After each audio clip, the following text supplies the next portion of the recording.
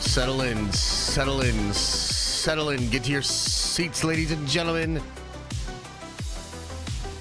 So much to get into today.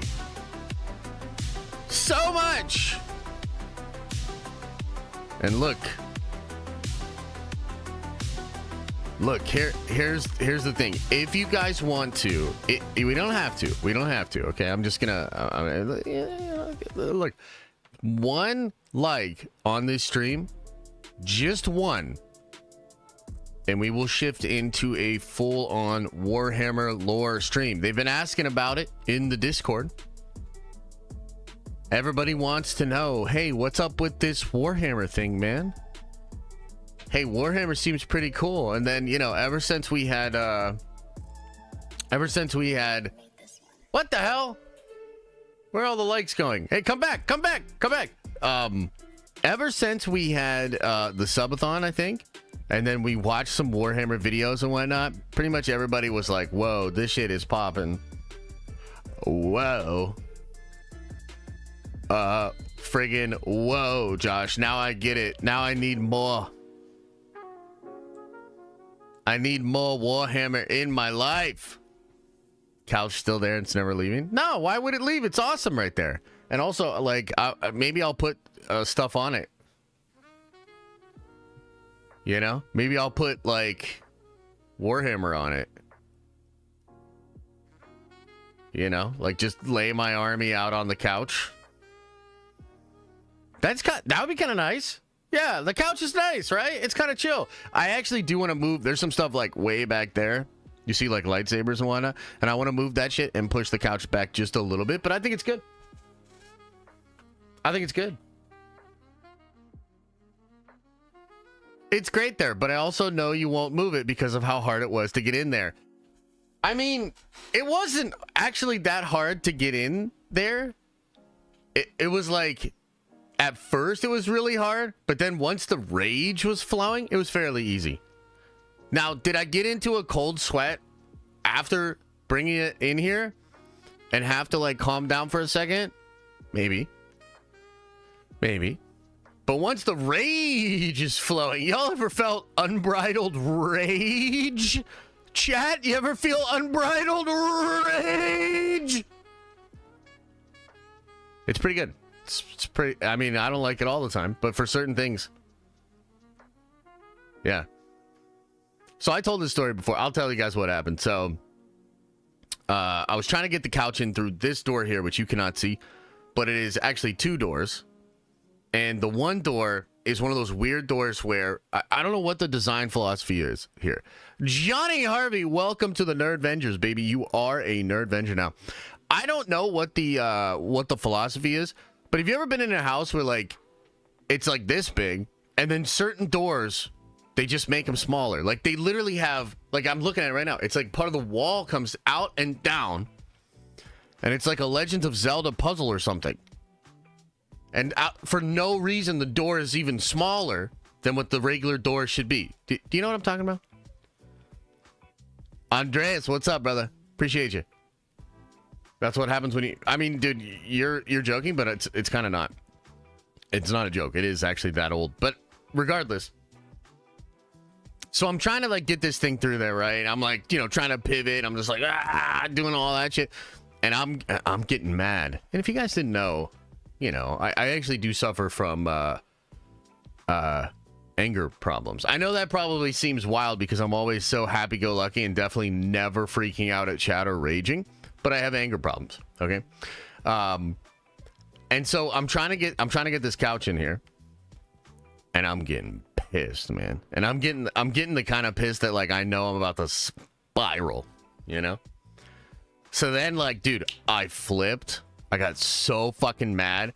I literally took the couch all the way out the other side of the house, the front door, around the house, all the way around the house to the back door, and brought the couch in that way. And I did the whole thing raging. And just by myself. I just literally did it all by myself. I was so I was like, like dragging the... Oh, my God. And then I got it in here, and I was in a cold sweat. Whew. It was bad. But yeah, I'm sure the neighbors were like, there he goes again. You know what I mean? But yeah, we got it done. Hey, the couch is in here.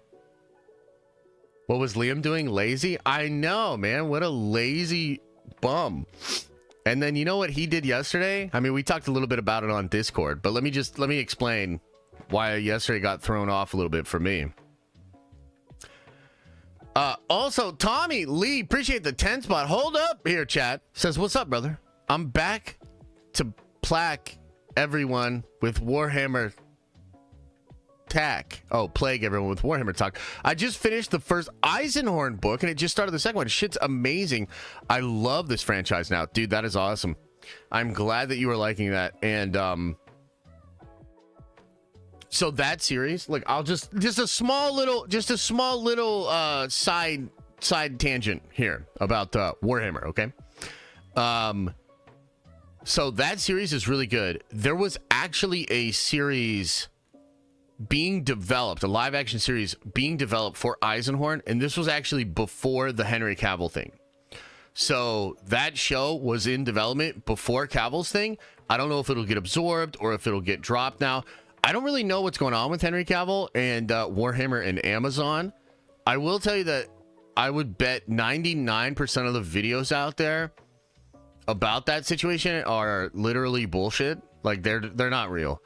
The deal might fall apart, but dude, none of these dudes. No, these fucking chuds, dude. It's actually kind of annoying. These fucking chuds are literally able to just make videos with thumbnails that basically say they hate him, and then imply that there's a big drama between Henry Cavill and Games Workshop because of a culture war or something like that. It's really ridiculous. None of that shit's true, right? But a lot of people thought that Henry Cavill could play Eisenhorn because he kind of like looks like Eisenhorn. Anyway, the point is the Eisenhorn series actually ties into another series, the Beckwin series, which talks about a character called the King in Yellow. I don't know how much you know about the King in Yellow, but oh my God, bro. One of the coolest things happening in the current Warhammer lore right now is in the Eisenhorn series and then in the Beckwin books. And it's fucking amazing, dude. So you're about to get into a really, really crazy story, and that's awesome. So good for you. Okay, what was I talking about before that? What was I talking about that? What the hell? There was something I was talking about before the Warhammer thing. I was getting hyped up to talk about something else before Warhammer. Oh, Liam, yeah. Oh God. Okay, so this kid decided to dive out of a shopping cart onto concrete head first.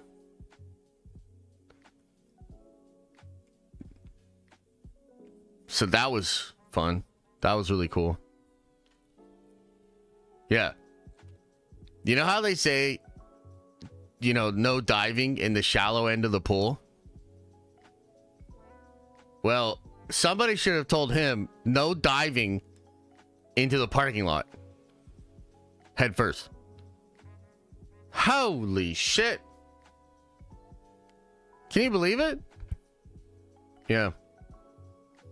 Isn't that someone you? Yes, you're absolutely right. And we're trying to explain that to him now. It's not really sinking in yet. But yeah, so look, he had a thing yesterday. He's good. He's good. We took him to the doc. No sign of anything wrong. Honestly, like, dude, he's got a super hard head. He didn't even really like actually mess his head up that much. And then we just had to observe him, see if there's any like cognitive differences, but I think he's all good. But yeah, that was a scary one. Yeah. Maybe he thought he was flying. I mean, I don't know what he thought, man. Like, I wasn't actually there, okay? So I was at home. His mom and him were shopping, and that happened, and then I Ubered to the doctors and met them there and everything. It was crazy. Does he have an eggnog on his head? He's got a little bit of a bump, but honestly, for what happened, shockingly little damage. for what was described as far as he did it. Yeah. Got him tested? Yeah, well, look, we wanted to just check him out. And, you know, we also got, from the doctors, we got a little bit more of, like, what the standard protocol for that sort of stuff is, what to think about. You know, there's different factors like age, size, weight, the height, the distance that they fall, all sorts of things. But, yeah, it was a little scary for sure. Yeah. He's got plot armor. Yeah, let's hope. Let's hope. Yeah, and I appreciate all the well wishes. It was probably the Warhammer talk. Yeah, man, maybe he heard Warhammer and he's like, I'm out, you know? All right, so anyway, let's get back into some Warhammer talk. Oh, man, there's a lot going on. Have you guys noticed everything that's going on? There's like a lot.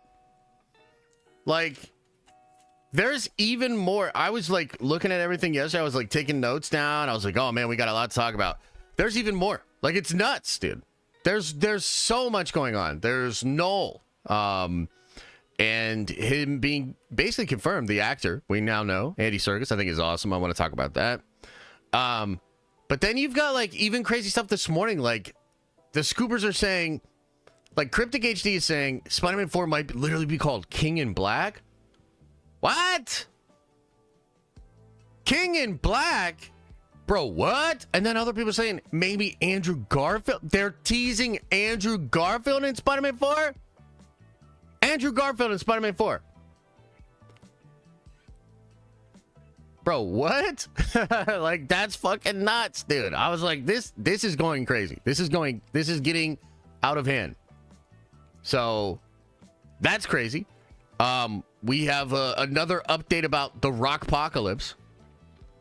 You're telling me Claw is now Knull? Bro, they'll make Claw Knull, but they won't bring T'Challa back. You know what I'm saying? Oh. Anyway, we're, yeah, so we got the Spider-Man stuff. We've got the Rockpocalypse, baby. Oh, gotta talk about the Rockpocalypse. Come on. You know, I've just got a couple of goals this month, okay? Just got a couple of goals this month. Watch Deadpool 3 with commentary from RR and Sean Levy this morning. Highly recommend watching together on Twitch. There's so many Easter eggs they point out. Hulk's bed, Stephen Strange's cape. Bro. Yeah, we should do that. I was going to do that yesterday, but we can do that tomorrow night. Would you guys want to watch Deadpool and Wolverine with the director's commentary tomorrow night on Twitch together? I think that would be pretty good. Yeah, I think that would be fun. Hell yeah. Okay, well, we'll do that tomorrow. Gotta talk about the Rockpocalypse, man. I'm telling you right now, the Rockpocalypse is a good thing. It's good, and there's aspects to this that nobody's talking about. So I want to get into that. I think that's really cool. We've got DC news, man. We've got DC news. And even from the time I took my notes yesterday, there's even more DC news, man. There is Joker. Not looking great. Not looking great for Joker 2. I want to talk about that. We had actual numbers and more updates around the Penguin. Dude, what is this? What is going on between like Agatha and the Penguin? I feel like they both keep like coming out with different numbers. They both keep rocking it. And basically the TLDR is I might have been, and this never happens to me. You know what I mean? This never happens to me. But I might have been mistaken about the Penguin numbers. The Penguin might be doing good. Okay, so Penguin might be a hit. Joker 2 might be a flop. And then also, there's this animated movie thing. Okay? Animated movie thing. And then also, Jeff Snyder's kind of teasing that the Robert Pattinson Batman Matt Reeves universe could end up being the DCU. There's still a chance that could happen. And that's something that Grace Randolph talked about back in the day. This is really, really interesting, okay? I will say, and this might seem, I don't know, this might seem ironic for me to say this, but even though I'm not a huge fan of the Robert Pattinson Batman, and I obviously like I'm pretty mid of the road on Penguin. Like, it's okay. The show's okay. Not loving it, not hating it. Kind of boring. Having said that, I still think it would be a massive W for Warner Brothers and DC overall if they put those two universes together. Like, from what I understand, that was Gunn's like first instinct, and I think that was correct. Like, having that all together is probably good, especially because Penguin seems to be doing really well. People like that shit. People like the Reeves stuff, but we'll talk about it. We also have Star Wars news.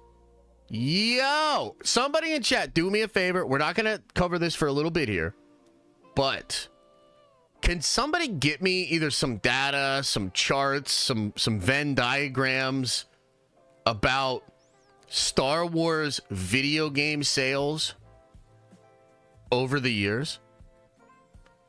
Because I gotta say, man, back in the day, like, there were two franchises that would just dominate in video games, and it was Lord of the Rings and Star Wars. Lord of the Rings video games fucking crushed it. So did Star Wars games. Star Wars games crushed it, dude. And that shit is over. You know, Outlaws. And by the way, I mean, I wasn't alone in this, but I called this shit. A lot of people called this shit. Outlaws basically flopped. And we'll talk about it. We'll talk about the sales. But I'd love to be able to look at that and then look at the past, because I think it's just one more indicator. I mean, at this point, like, it really doesn't matter. If you don't think Star Wars is dying or very much close to death, it doesn't matter. The stats are so apparent. It is so apparent how much brand damage has been done to Star Wars. It's so sad, bro. It is so sad. This would have this would not have happened. Like, that's insane. So we want to talk about that. We want to get into that. So we've got a whole list of news and updates, speculation, and all sorts of fun stuff to get into today. And I'm excited. Rossi says, some of the Nerdvengers are trying to get me to watch Agents of S.H.I.E.L.D. Josh, what is your opinion? Is it worth my time? No. No. Can I knight Toby, the newest dog Venger? Yes, Chris. Chris shared a picture of his new dog in the Discord. Adorable dog. What an adorable pup. So, hell yeah, brother. Kaiju says, is The Rock being Apocalypse going to be the main villain for Saga 3, the Mutant Saga, like Thanos or RDJ Doctor Doom? No. But yes. But no. And I will explain it. Don't worry. We'll explain it. We will get into it. But before we get into any of the news, what's going on with you guys? Anything going on that I should know about? I should probably say, too, tonight at 7 p.m., we're going to continue deep diving on the Fantastic Four. So we'll be doing that tonight. If you're a member, come on by for that. Also have a video coming out later today, which is going to go over all of the Knull stuff, all of the Spider-Man stuff in a nice, condensed, edited video. So if you missed some of that we talk about on stream today, check that video out. It's going to fill you in, and it goes really, really sweaty in that video for sure. We've got, does DC All In come out today? Is it today?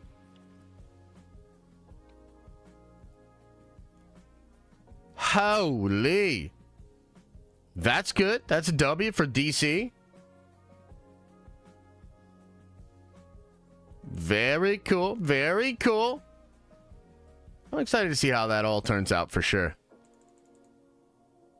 Any of you guys picking those books up? Knight me? You're not even a member right now.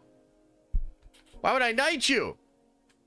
I carry your whole week? Oh, shit. Okay, well, there you go. There you go. Got last second tickets to see my dad for his 80th birthday in Philly next week. Dude, that's awesome.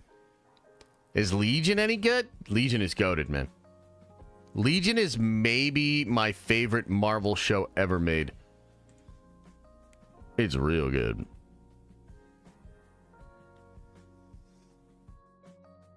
Yeah, I definitely want to check out the all-in. Is it just one book? I'm a little confused. I'm a little confused by the DC all-in stuff, but I am excited nonetheless, and I want to check it out. Kendall, a member for 50 months, says, by the way, Josh, I liked your theory from Monday. Got some twist to it. Dimension are key.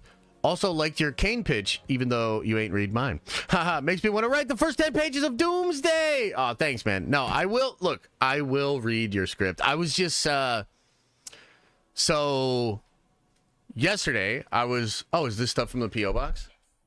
Oh, shit. Okay. One of them's from Trev, probably. The Canadian one.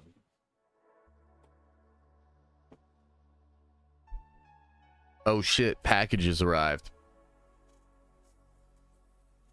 Oh, snap. Let me explain. Kendall, let me explain. So, I'm working on a pitch right now for a Sony show. A show about the Scarlet Spider. Photo by Mike says, just glad to still be here. Hey, appreciate you, brother. Thank you, man. 50 months is crazy. Thank you. Thank you. And basically, like, I was working on it yesterday, and I had this scene jump into my head. And sometimes this happens, and it's like, I just got to get it out. You know, if, like, a scene or a story gets, like, stuck in my brain, I got to write it. So I wrote this scene. I thought it was lit. I was like, dude, this would be such a good opening to a show. And then I sent it to several people that, like, are into scripts and that would read it. And you're one of those people, Kendall. Very few people on that list. And you're one of those people. So there you go. Dr. Cool says, use a Jimmy when watching Legion because it's a mind fuck. Yeah, it is. It is. It certainly is a mind fuck for show. But I love it, man. I think it's such a well-written show. And I think it actually has an incredible ending, too, which is really important. Oh, you can clean up the formatting. Although I will tell you, formatting doesn't really matter. Like, I personally seen probably like 10 different ways to format a script. And ultimately, like, anybody that reads scripts knows how to read every single format of a script. So it's not something to get super hung up on. Same thing with comics. Like, I've seen people write comic scripts like several different ways. As long as it's like actually giving the pertinent information, then it's fine. Yeah. Well, your teacher your teacher is probably just saying what needs to be said to like people that are just getting into it. Because I think like if you don't write scripts at all, sure, like one format, especially one format for the class, is probably useful to get you into the mindset of like, okay, so, you know, action, dialogue, like here's how you sort of denote that, you know. But, yeah. What happened to Rossi? But he don't want to stream no more? Uh-oh, Justin, is that a sore subject for you guys? Scarlet Spider would be so good, bro. Trust me. I don't know. The odds of this actually getting picked up are probably pretty low. But fuck it, man. I'm going to write it anyway. And I'm going to pitch it. So, and it is awesome. Like, just the first scene that I wrote, I was like, yeah, this is the vibe of the character. This is the vibe of the show. And it would be awesome. So, yeah, I'm excited. Okay, should I open up the P.O. Box stuff and then we can get into the news? What do you think? What do you think, chat?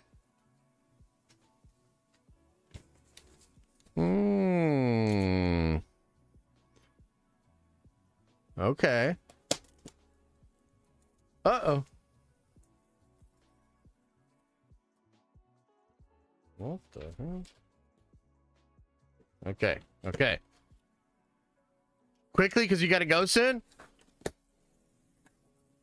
Okay, let's see what this is. Okay, first. Sauce from my garden and light from my job. Enjoy. Daniel, huh? Oh, wow. Oh, wow. Oh, well, some sauces. Sinister Six sauce. Guaranteed to open up your third eye and wash out your stinky butthole. Wow. Best Buy KK's last day at Lucasfilm. Wow. That's official as fuck. Oh. Guaranteed to open up your third eye and wash out your butthole. Wow. Holy cow. That's pretty cool. Let's see this one. Nerd Venging hot sauce. Best Buy KK's last day at Lucasfilm. Great on tacos, grilled womp rats, and roasted Korean monkey lizards. Oh, shit. Okay. All right. Okay. Very cool. Very cool. Let's see what else we got in here.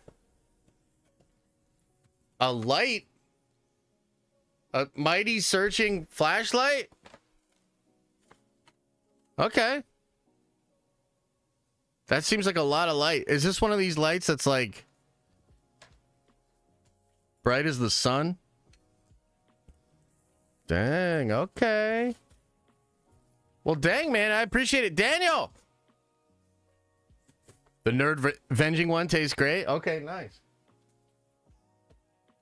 All right, here we got one from Trev.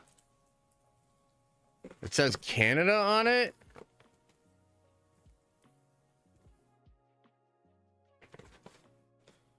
I don't want to give away Trev's address, though.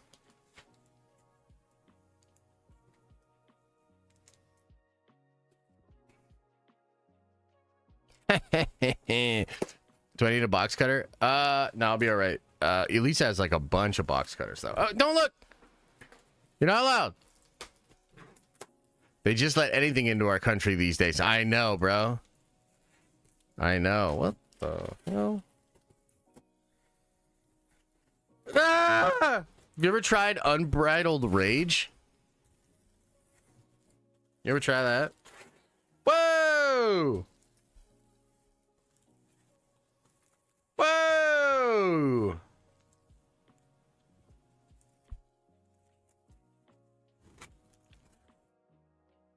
Okay. Okay, what have we here? Okay, hang on.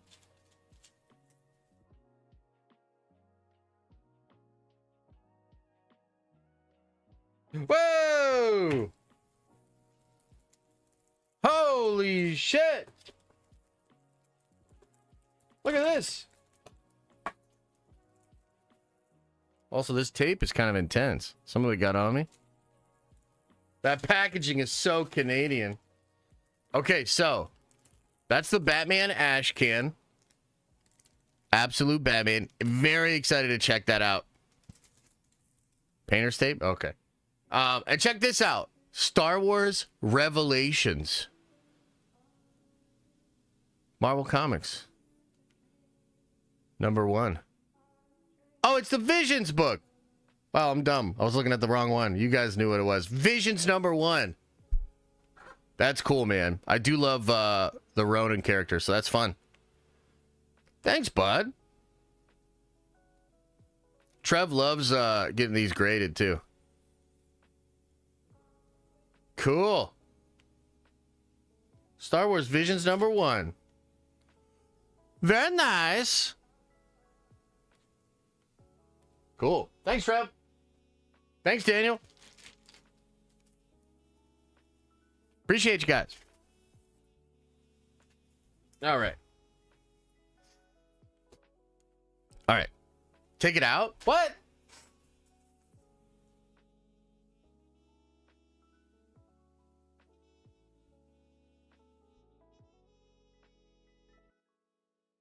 Take it out? Ah, man, I'm excited to try these hot sauces out. Thank you. Okay, everybody. Okay. let's get into it. Today, we got to talk about a ton of different news. We've got Venom news. We've got Knull news. We've got Spider-Man news. We've got news about The Rock coming into the MCU. And then we've got some good and bad DC news. Looks like the Joker might flop, but the Penguin might be a hit. And then, of course, we also must discuss Star Wars news. More evidence that Star Wars has fallen out. This is the Nerdy News Rundown. It's like the news, but for nerds. How'd that go? Did that go good? Because I want to say like the intro, and then I want to say this is the Nerdy News Rundown, and then hit the thing. How did that feel good? Did that feel good? Was that good? Did we like it? Okay, nice. Okay, let's begin with the news about. Need to update it. What? It was a little too close. I felt that. We need to let it breathe a little bit. I'll be like, this is the Nerdy News Rundown. And then we hit it. We're working on it. We're going to work on it. By the way, we're going to start clipping out this segment of each stream. And it's going to live on podcast feeds as well. So if you ever miss a stream and you like just want the news bit, it will be live on podcast. And we're sort of ramping a lot of stuff up behind the scenes here. So this will become a more produced segment of each show, of each stream. And so the Nerdy News Rundown is returning as a sort of full-ass segment, including sponsors. Okay, let's talk about Knull, the symbiote god. So a lot of crazy news with regards to this character. Now, look, we had been hearing for some time that Knull was probably going to be in Venom: The Last Dance. It was officially revealed in the most recent trailer for the film. But there was a lot of confusion, a lot of questions about who's going to be playing Knull, how much Knull are we getting? And then, like always, a lot of little rumors and bits of speculation begin to come out on the internet. And there were a lot of people discussing possible picks for Knull, the symbiote god. And they were all kind of driving me crazy. You know what I mean? And so it was a relief to find out that it was actually going to be Andy Serkis. This is according to Daniel RPK. But some of the other names that were out there, we had Topher Grace. We talked about this on stream on Monday. Topher Grace as Knull, the symbiote god. I thought that would have been awful. Some people thought it would be cool. We also had reports of Keanu Reeves. Now, here's the thing. I love Keanu Reeves. I don't think he's right for Knull. I mean, mostly because he just doesn't have that voice. You know, Keanu is very recognizable. He's got his recognizable voice, recognizable style. And I just can't see him being as sinister and as just goddamn ridiculous as Knull would need to be. Right? So I didn't like that. And you'll probably remember that weeks ago, Norman Reedus was a big name that was rumored out there. Right? A lot of people thought Norman Reedus was going to end up being Knull. And I wouldn't have hated Norman Reedus. I think he's the best out of the rumored decision or the rumored choices there. However, Andy Serkis is legitimately perfect for this role. Several different reasons, but I think number one, right out the gate, it is the voice. He will be able to nail this voice, and I immediately thought of Snoke. Now, of course, Snoke ends up becoming a terrible character, totally wasted in the sequel trilogy, but honestly, cool voice and interesting character, mostly because of Andy's performance. I mean, it certainly wasn't the writing around that character that made us intrigued and made us interested in the character. It's the voice. Obviously, you have motion capture ability there too, as Andy Serkis is maybe the GOAT of motion capture in Hollywood, has won Academy Awards for his work as Gollum in the Lord of the Rings movies. Fantastic, incredible talent. So I think that Andy has the perfect skill set to pull Knull off. So I'm quite excited that he's going to be the guy. On top of that, of course, Andy Serkis is in the Marvel family already. He played Claw in the MCU in multiple movies, and he literally directed the last Venom movie. He directed Venom: Let There Be Carnage. Now, Is that movie a masterpiece? No. I still thought it was serviceable. I still thought it was fun. I liked the Venom movies, but this just basically shows that he's a part of the family. He knows the system. He knows the cast. He knows the crew. He is in it, man, and he knows Marvel and he knows Sony. Okay, so I think it's a massive W that we have Andy Serkis as Knull, the symbiote god. But here's the other thing that's wild about this. The report yesterday, which came from Daniel, was not just that that's the guy, but it's also the case that Knull will be in multiple projects. He is not a one and done. And the way Daniel said it was, he will be in multiple Sony Marvel movies.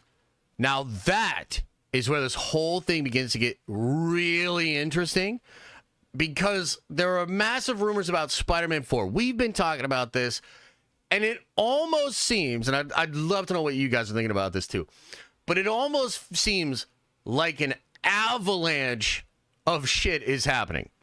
Like, it just feels like we went from, okay, they'll wrap up the third Venom movie, to they're going to introduce Knull now, and potentially Spider-Man 4 is literally going to be called King in Black. That dropped just this morning from Cryptic HD. Now, he says take this with a grain of salt, but he is hearing that the title for Spider-Man 4 may well be King in Black. So that would kind of tie together those two reports, the report from Daniel of Sony Marvel movies, and then the reports about Spider-Man 4 being King in Black. Okay, now, another thing that's going on in the midst of all of this, and, you know, I think we should take all of this with a grain of salt. We should treat it all as rumor, but also these are pretty reliable people that are having this discussion. And if you've been following this the way that I have over the past couple of weeks, the pattern is like, let's tease and hint and you know, joke with each other, and then all of a sudden it becomes a report, which then becomes confirmed by others. And so when I see these people online chatting it up, teasing things, I pay attention. So Alex Perez and Cryptic HD have been sort of giggling in the corner, sharing different gifs and teasing things happening with Spider-Man 4. And one of the things that they've been teasing is Andrew fucking Garfield. Okay?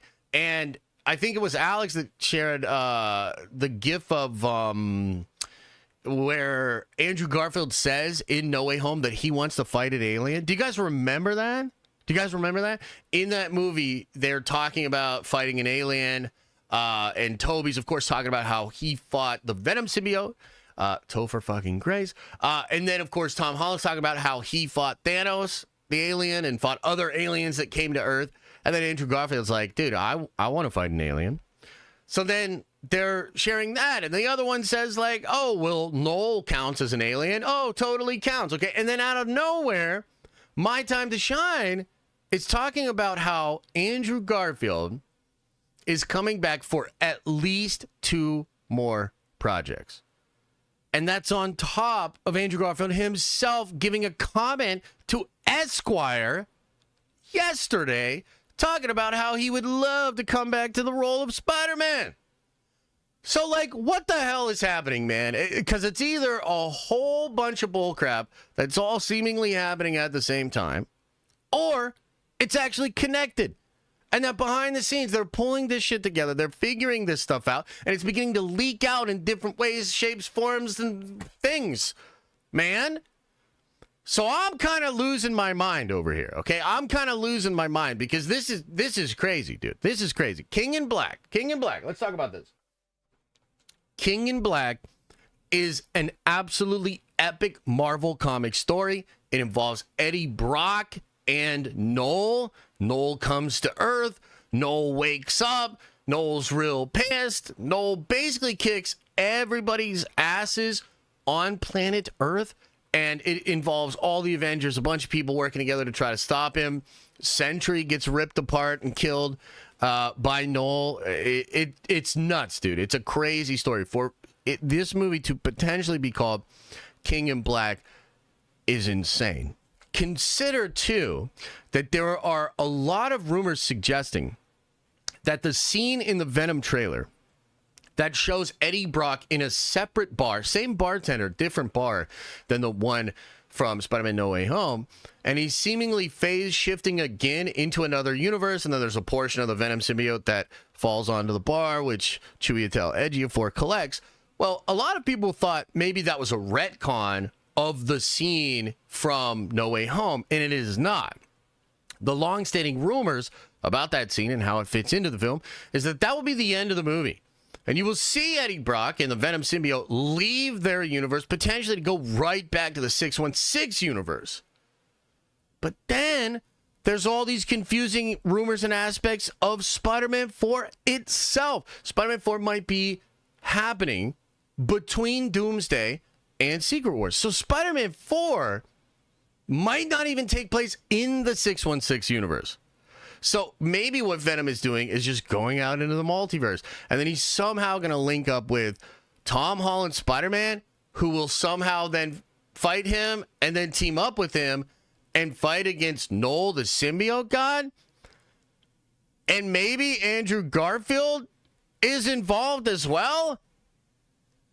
I mean, guys, this is a lot of shit that's happening. And another reason that this kind of becomes confusing is because Tom Hardy just said in an interview that this is his last movie playing Venom. And he's like, yeah, no, I'm done. This is it for me and the big guy, and we've had a good run, but it's over. And then people are like, wait a minute, so how does that fit into anything else that we've been hearing? Now, luckily, a lot of insiders and scoopers are saying, well, I think what he's saying is he's done with that trilogy, but he will still be Eddie Brock in other projects, mostly Spider-Man 4, right? So I'm kind of confused because Venom comes out at the end of the month, okay? And there seems to be a mountain of shit that is being set up in Venom 3 that will maybe directly lead to the next Tom Holland Spider-Man multiverse, Battle World, and all this kind of stuff, right? And I think that is probably why a lot of this stuff is beginning to come out and leak out. I'm really curious, like, how will Sony deal with any of these leaks and rumors? Are they taking a separate strategy from what they did with Let There Be Carnage? Because if you'll remember, leading into Let There Be Carnage, Sony kind of leaks the post-credit scene and the connection to Tom Holland Spider-Man as a way to promote the movie.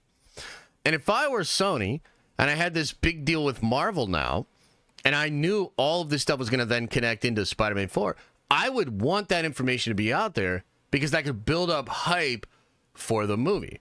I mean, we're about to talk about Joker 2 a little bit later on in the show. And that's a movie that had a massively successful first film.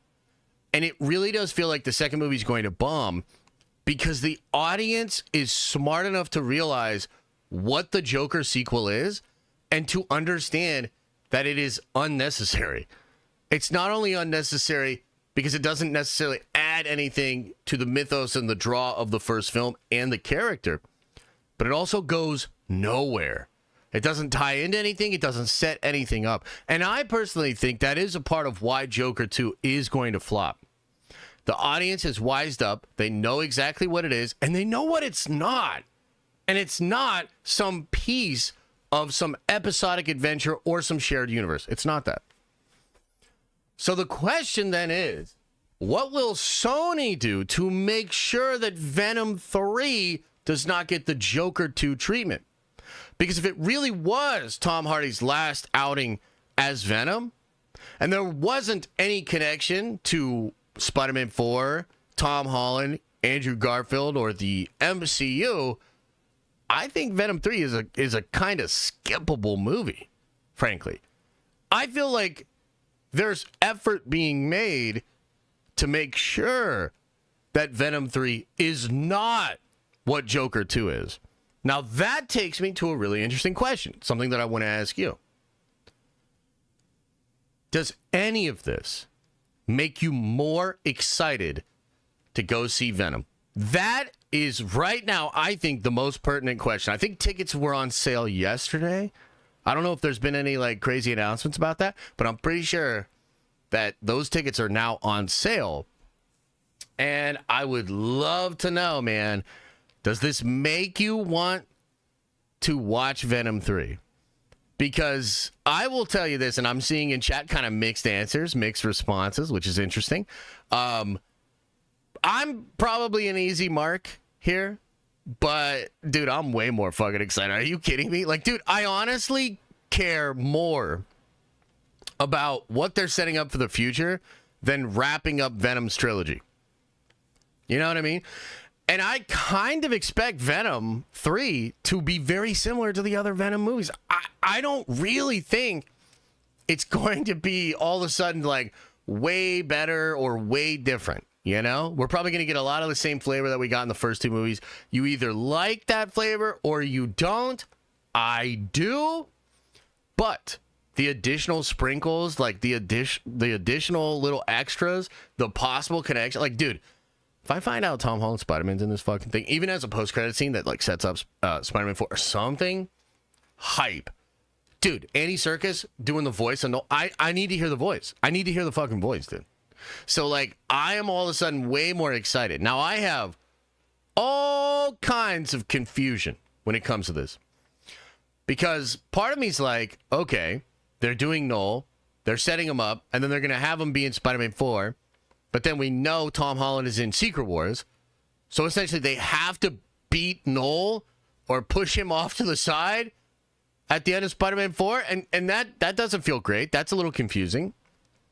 But there's evidence to suggest that maybe they're doing more with Knull after Secret Wars. Now, I'm going to go into more of that in the video, which I'm going to drop later today. We're going to get really sweaty, go into even more of like the older rumors, stuff that people have been saying in the past, right?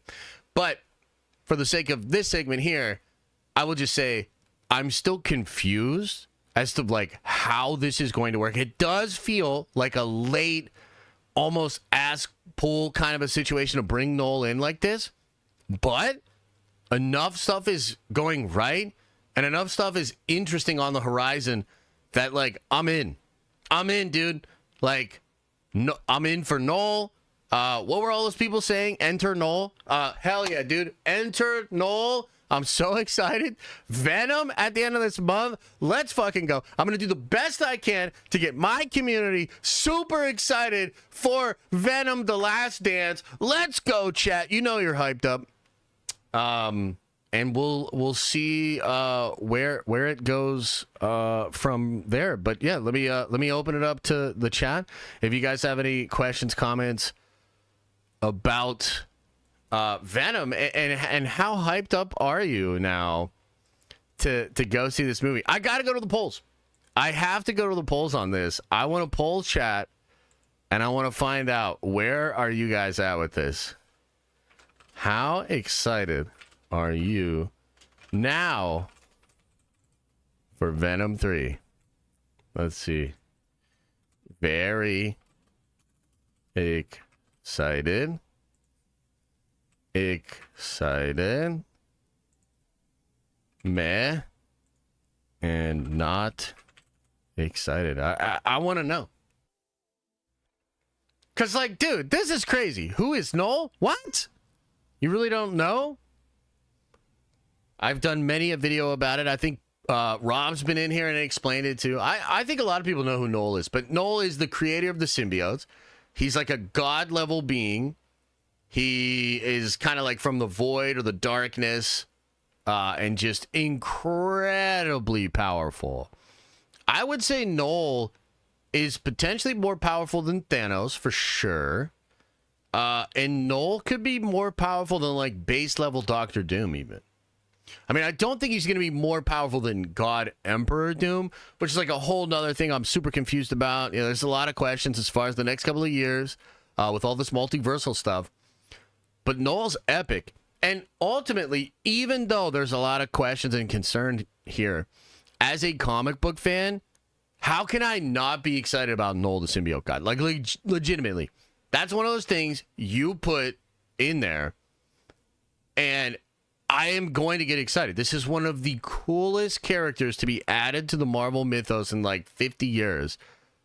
awesome character, great design, and has cracked open the sort of Venom side of the Marvel Comics universe and given us so many interesting stories, so many interesting things happening over there. So this is huge. It again, I think one of the things that's confusing here is like, why did they wait till Venom 3 to do this? But at the same time, you know, Sony gonna Sony, and I think there's a way out for them on this one, and I think it could end up being really cool. Remember when you were excited to see Vader and Kenobi? Nope, don't remember that at all. Okay, so just looking at the poll, and there's obviously still more votes that need to be tallied here, but we got 30% of people very excited. Those are my people. 37% of people excited. So that's 67% is pretty excited. And then you got 22% in the meh, 10% in the not excited. I mean, so I guess I wonder then, and I mean, we're going to go through this together, so we'll find out together, right? But I guess I am curious. I am wondering, what could they do in the next couple of weeks to get you more excited?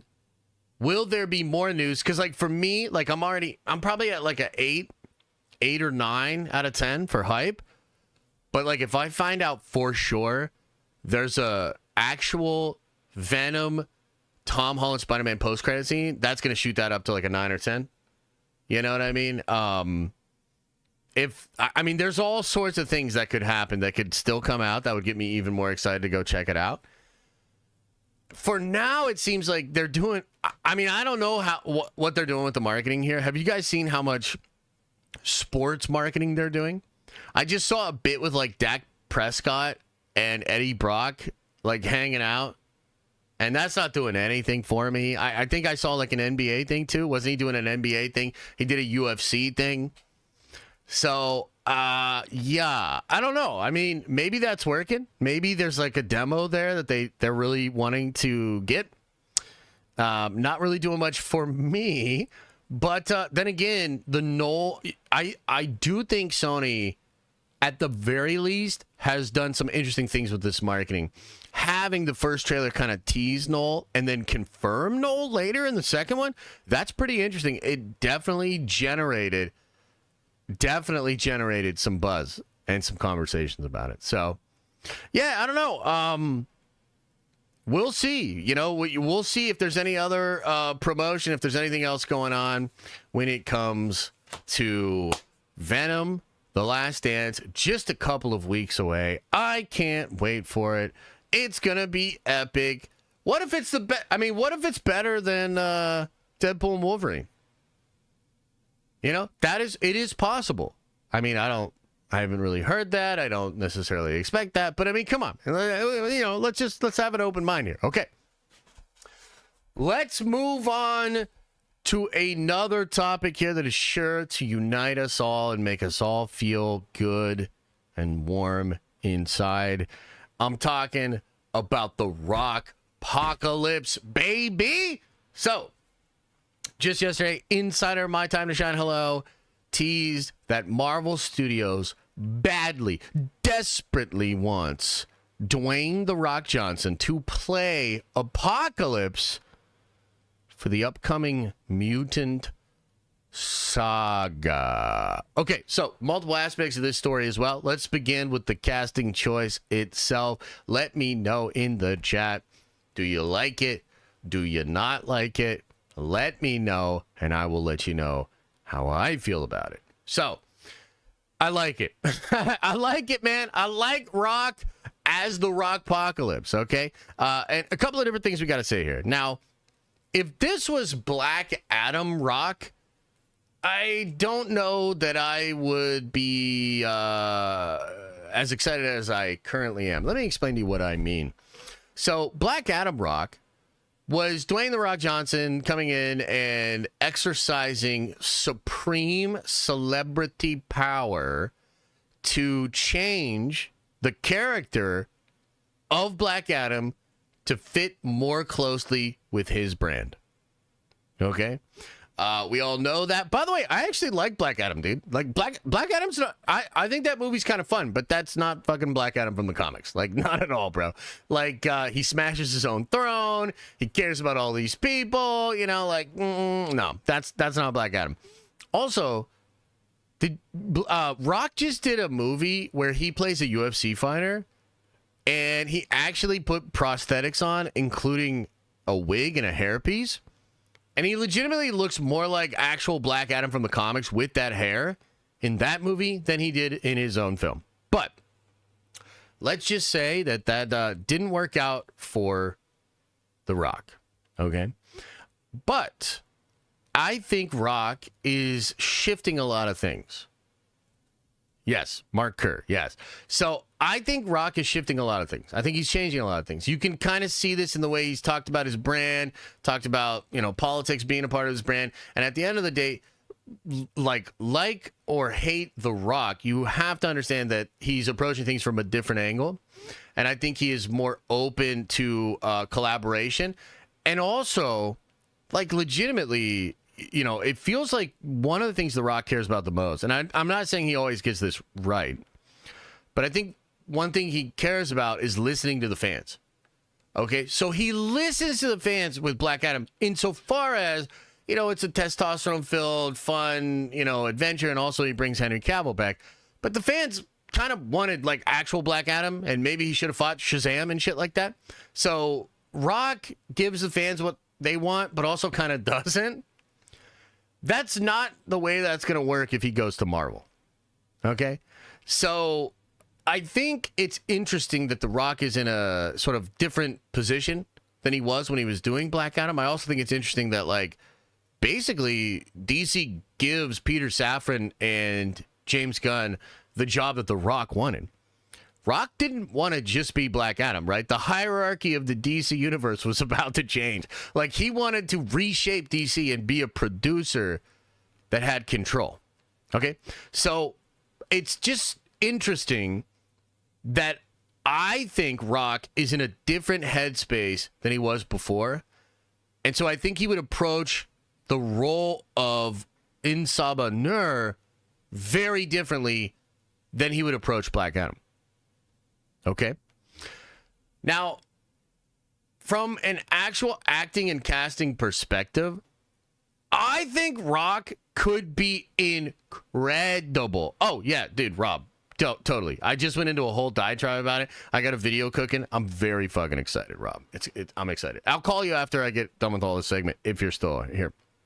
But, so I think Rock's in a different headspace. That's number one. Number two, I actually think he's a good fit for Apocalypse. I do. I know that sounds crazy, but guys, Apocalypse kind of speaks in a way that is very, like, performative, very Shakespearean.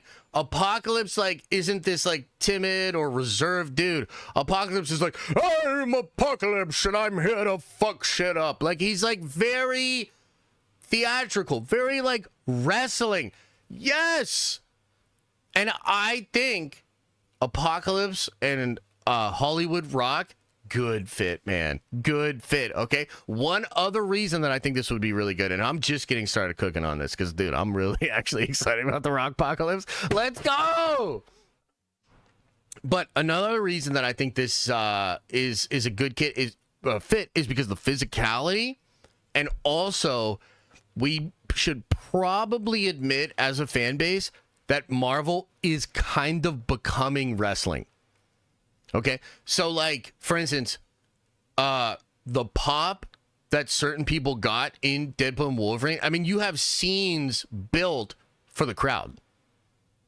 Like, that whole scene where they just keep coming out one by one, you know what I mean? And, like, it's kind of like wrestling. And even Robert Downey Jr. coming out. I mean, it's kind of like wrestling, dude. He was the babyface, now he's the heel. That culture is kind of what's happening to the MCU. It just is. So, like, Rock as Apocalypse doing fucking promos, dude? Like, are you kidding me? Dude, if Dwayne Johnson cuts a fucking promo as Insaba Nur at Comic-Con and his hair on his arms like actually standing up and shit? Bro, come on, baby. Come on. I like it. I like it. And on top of that, because I'm not even done. Ah! I'm not done. You want to know why else this is so awesome? And do you want to know why this is such an important role for Marvel Studios? I mean, maybe some of you guys know. But the rumors are, let me just lay it out there for you. The rumors are, after Secret Wars, it's a mutant saga. We're talking about a whole goddamn saga. Focus on the mutants. And on top of that, it's supposed to be a cosmic story that's really about the Celestials, the Eternals, the Deviants, the mutants, probably not the Inhumans, because Rob's been shitting on them for so long that now Kevin thinks they're trash. But you're going to have a version of Judgment Day, a conflict based around the X gene, the Deviant gene, the Eternals, and the Celestials. And Apocalypse himself is so important to the fabric of that whole relationship. Apocalypse has a relationship with the Celestials. Apocalypse is given celestial technology. He literally rebuilds his body. You know how they build the Eternals' bodies in the World Forge? Do you know how they have the hive mind, the Eternals, where they have the hive mind thing that they do? Yeah, all that technology, Apocalypse has that shit. Dude, the connection between Apocalypse and the Celestials? Insane. And so there's so much fertile ground there from a storytelling perspective to take Apocalypse. And they've never really, like, in the movies, they've never really, like, in my opinion, like, properly dove into Apocalypse. The movie to me is like, okay, there's some good stuff in there. There's some bad stuff in there. But Apocalypse and his connection to the Celestials, oh my God, bro. That's epic as hell. So I think there are multiple reasons. Like, I can see why either Kevin or some other people at, you know, the studio, I can see why they want Dwayne for this. It fits so well in the plan they are apparently cooking. I think he is legitimately a good pick for the character. I also think he's incredible from a promo perspective. From a promo perspective. So, I say all of that to say, the Rockpocalypse is still on the table. And I want it to happen. What do you think, chat? I mean, what do you think? Are you smelling what I'm cooking? You picking up what I'm setting down? Do you understand? Are you starting to get excited? Are you starting to get about the Rockpocalypse, baby? Rock is too old. We're talking about 60-year-old Wolverine. I mean, what are we doing here? We're talking about 70-year-old, 80-year-old Professor X. What do you mean he's too old? 3D scan him. Holy shit. How long will it take for him to actually show up? I mean, I don't think he's going to show up until after Secret Wars, if that's what you're asking. This feels like a build-up. And, hey, look, by the way, I'd still be cool. Hey, they want to throw him into Secret Wars a little bit there. I don't care. That'd be cool. But I don't think so. It would be kind of epic as shit, though. I know. I'm getting everything I want, right? So to me, man, oh, dude, this is just another one. This is just another really cool one, dude. I am pretty excited for the Rockpocalypse and the possibilities with that. So, yeah. And again, I think this will be after Secret Wars. You know, and maybe they don't show him right away. Maybe they set some other stuff with him, especially if they're playing around with this whole Celestial thing. We've also heard Mr. Sinister could be involved in the X-Men reboot. So like Sinister to Apocalypse to Celestials, like there's a really nice through line there. So again, I think regardless they're gonna do something with Apocalypse. I mean, let me ask you this, chat. Who is a better pick for Apocalypse than The Rock? What do you think? Like, is there another pick? Because I don't even know if there is another pick. The Rock can't act. I think Rock can act. Danny DeVito. Yeah. Now that you mention it. I mean, that is pretty lit. That is pretty lit, yeah. An unknown actor. Oh, so an unknown perfect actor that none of us know about? Oh, yeah, real convenient, Carlos. All right, anyway. Brandon Schwab, interesting pick. Okay, all right. Okay, let's talk a little bit about DC. Are you guys ready for some DC news? Can't believe it. Can't believe it. We got DC news, ladies and gentle beings. DC news. Now, the last time we spoke about this, I think, and you guys will have to correct me if I'm wrong, but I believe we were talking on Monday, and I was like, look, regardless of what the numbers end up being, Penguin is not doing better than Agatha. Penguin is not a hit. There's no way. Okay? And I think I said that. And I don't know. I might have even been a little rude about it.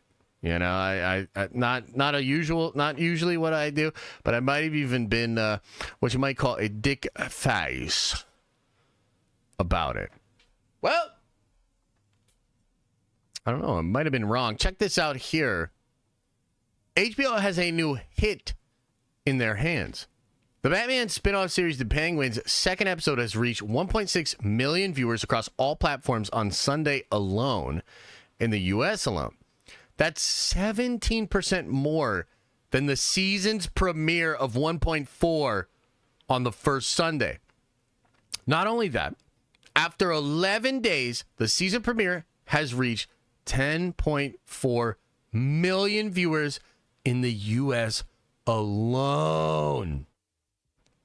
That means that an additional 5.1 million viewers gave it a go during the week after its first 5.3 four-day debut in the U.S. Only The Last of Us and House of the Dragon have more impressive viewership evolutions. Okay, wow, we watch chat. This is an odd one. I'm a little bit shocked here, but it appears I might have been wrong about the Penguin. Penguin might actually be a hit. Now, on Monday, we discussed numbers that were revealed from Disney when it comes to Agatha. And I believe the numbers on Agatha were 9.1 million worldwide in its first 7 days. Somebody correct me on that, unless I'm wrong there. But that's what the number was. Okay? This followed the original 5.1 million viewers in a 4-day period in the United States that HBO had released. Now, I do want to say that I continue to believe that both of these studios are handpicking these numbers and days, and it just feels super fucking random. Like one was 4 days, one was 9 days, one was 11 days. Like, what the hell are we doing here? Some are worldwide, some are not. And I think the studios are all just trying to find the best looking number that could possibly happen. But it's also been kind of an interesting fight back and forth, right? Because Penguin comes out and they're like, we got 5.3. And then Agatha's like, we got 9.1. And then now HBO is like, oh yeah, well we got 11 or 10.4 and 11 just in the U.S. And it's like, God damn, dude, like this, I don't know how to make sense of this, okay? But either way you slice it, these are impressive numbers for the Penguin. Like, there's just no way around it.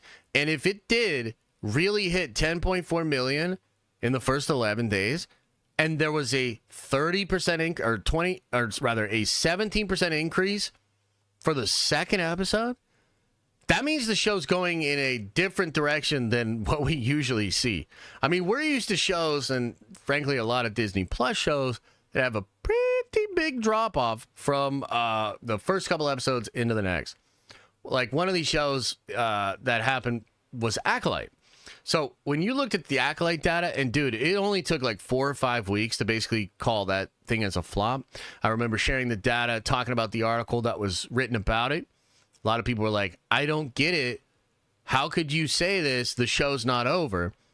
And I was like, well, if you look at the data, what they're saying is an abysmally low premiere and a massive drop-off week to week. So once you know the trend, you can kind of be like, yeah, this thing is never going to reach the level that these other shows did, and thus Acolyte gets canceled. Okay? Penguin's doing the opposite, where it's gaining from week 1 to week 2. And the word of mouth is really good. You know, like, I'm out here saying it's boring as fuck. I still think it's pretty boring. But the word of mouth on the Penguin show is good. So this is very interesting. Now, I want to take this to a different angle here, because I teased this earlier on, right? But Jeff Snyder just put out a newsletter, and he's implying in the newsletter that it is still technically possible that Matt Reeves' Batman universe is in the DCU, and that's something they're going to figure out. Now, in this newsletter, Jeff also says that, like, top people at HBO, mostly David Zaslav, they desperately want Batman to enter the DCU. Desperately want that to happen because they want to compete with Marvel. But if you will recall, there was a story by Grace Randolph very early on, and basically she said that Gunn went to Matt Reeves and said, I want your Batman to be my Batman. And Reeves said no. So basically, Gunn was willing and wanted to attach his stuff to the Batman story. Okay? So now all of a sudden, you've got Grace saying that, and now all of a sudden, you've got Snyder saying that that's still technically a possibility. And when you look at what's going on with DC right now, I do think it is kind of odd that you have the Penguin happening, and you've got Matt Reeves' next Batman movie. We don't know anything really about what's going on with James Gunn's Batman film, right? Which is, again, supposed to focus on Damian and things like that. It's weird that the Penguin is being hyped up. Matt Reeves just announced this new thing too, this animated thing with with Dick Grayson and Jason Todd, I believe, right? And I don't know, it's just weird. And then you're getting this report from Jeff that might still be on the table. Now, I just want to say, and I'd love to know what you guys thought about this. Do you think this would be a good fit? Do you think that they should just make Matt Reeves' Batman the Batman of the DCU? Let me know. But I actually think they should. Okay? I think they should. I think it would be a great move. Because number one, it really seems like people are responding to this version of Gotham at the very least. I think the Batman movie did okay. You know, there's a lot of like question marks, amount of asterisks. A lot of those movies that were when we were coming out of the pandy, confusion, what was actually going on there. The movie performed okay. I think it did like 760, right? Worldwide. Not bad. This show, however, this Penguin show, it seems to actually be a hit, and I think people are excited for that version of Gotham, right? And I've always said, like, the thing that's interesting about Gotham is, like, Gotham's a character in DC. Like, it has its own personality. It is a character. You have to treat it as such. It has to live and breathe. Gotham is important. And I understand from Reeves' perspective of not wanting to be connected to a shared universe, not wanting to necessarily be, beholden to all of the moving parts and the, just the ebbs and flows of what that would entail. I totally get it. But what I would say to Reeves if I was James Gunn, right? I would say, you want your world. You want your DC world. But the thing about DC is it actually has different worlds within it. Metropolis is completely different than Gotham. Star City's completely different. You know, Themyscira, completely different. There are different worlds. Atlantis is literally different. So you could literally be the person to craft one part of this universe, and that would be Gotham, and it could be true to your vision for Gotham and those characters. So I actually think it's the right move. And this is a guy, guys, I don't even really like the Penguin. I don't even really like the Batman movie. But from a branding perspective, from a marketing perspective, from a business perspective, I think this would make a lot of sense to connect these two universes together. And I wonder, I mean, first of all, I obviously wonder what you guys think, but I wonder if this is real. I wonder, because, I mean, Reeves and the Gunn seem to be pretty happy working together. They're promoting this new animated thing together. Interesting. So, yeah, I don't know. What do you guys think? What do you think? Then you're changing Matt Reeves' vision to add stuff for continuity.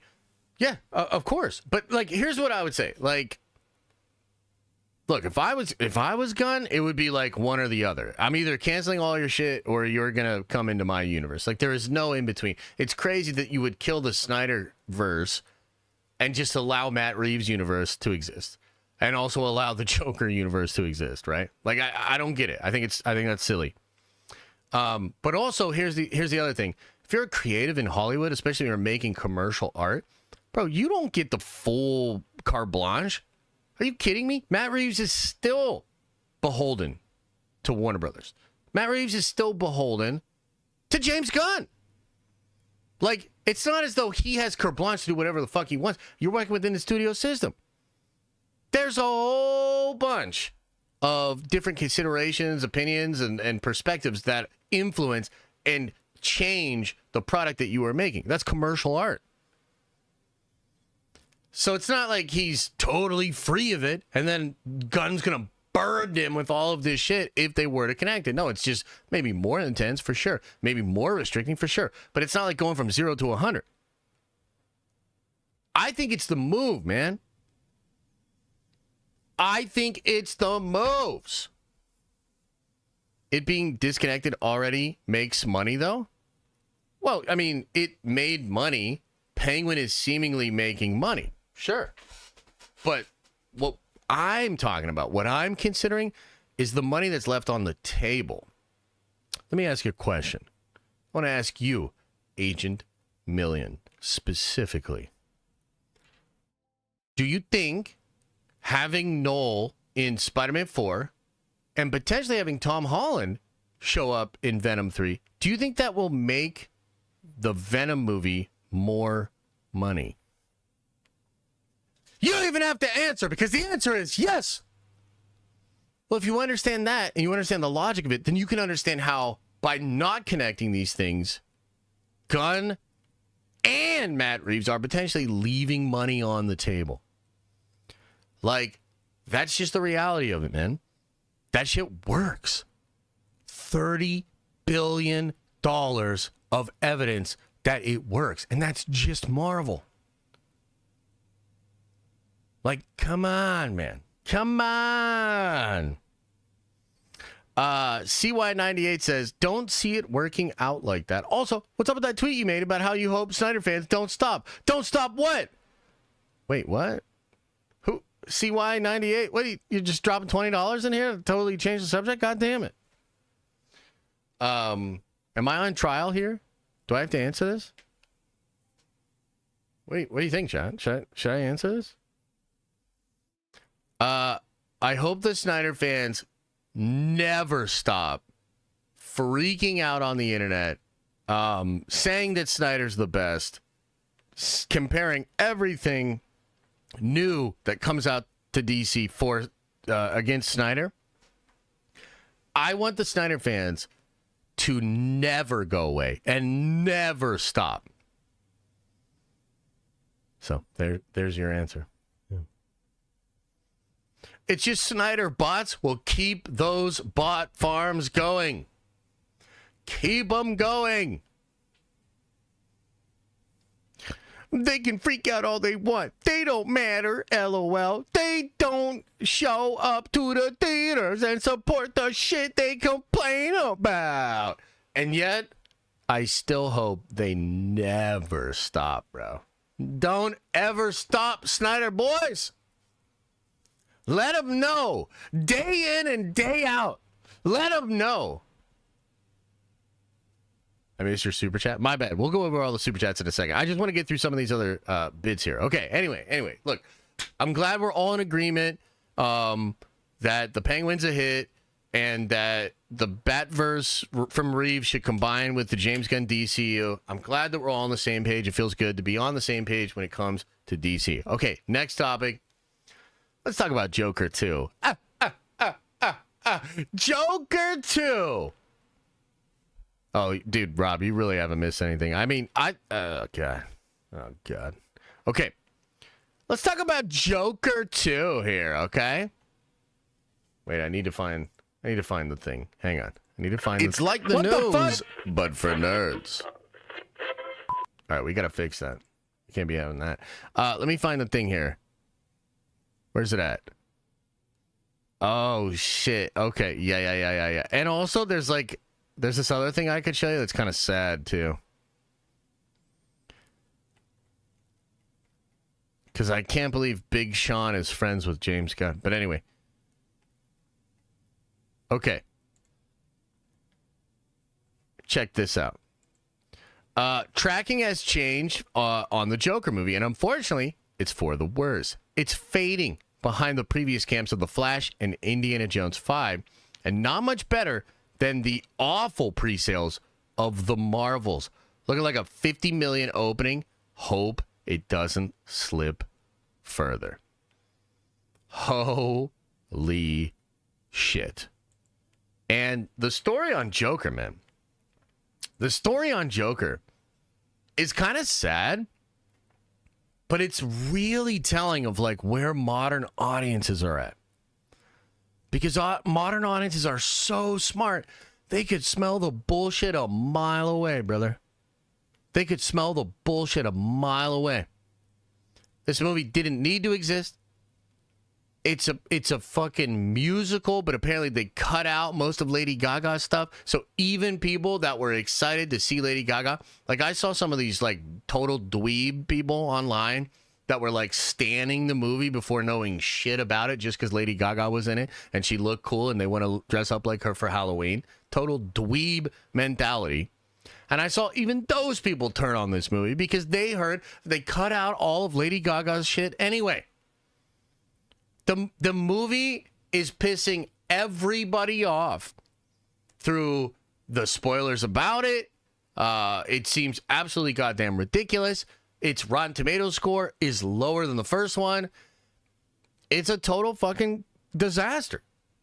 This was a $1 billion grossing franchise. The first movie cost like $50 million and made $1 billion. The second movie cost $200 million and it will probably lose hundreds of millions of dollars. Insanity. Insanity.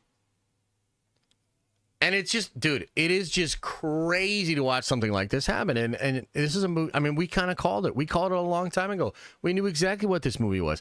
This movie was Todd Phillips and Joaquin Phoenix basically looking at the $900 million of profit from Joker 1 and being like, how can we get some of that? That is literally it. And so they went on to make a ballooned budget, $200 million production, convince the studios to pay each of them like $10+ million, $15 million to Lady Gaga, And then they all fucked off and made it a weird, irrelevant musical sequel to a movie that never needed a sequel in the first place. It's just so crazy that it was exactly what we thought it was going to be. And I mean, I don't know who these people are over at Warner Brothers and DC that are making these decisions, but it's just wild over there, bro. Like, they are plagued by their own history, their own legacy of making terrible decisions, not understanding the comic book audience at all. Man, what an L. So when it comes to DC, it's kind of weird, man, because like out of nowhere, Penguin hit the surefire sequel, going to be a total flop. I don't know. It's just crazy. Like, Warner Brothers going to Warner Brothers, kind of like Sony's going to Sony. So I felt like it was important to bring this up and to talk about it. By the way, curious, any of you guys going to see Joker?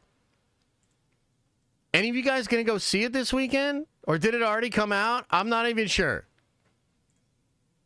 What's up with Joker? And then also, what do you think is going to make more money? Joker 2 or Venom 3? Which one's gonna make more scratch? Is it the Todd Phillips art house musical sequel? Or is it the goobly glob that built up Knull? Like, come on, man! Come on, man! Don't you know what it is? Oh, man.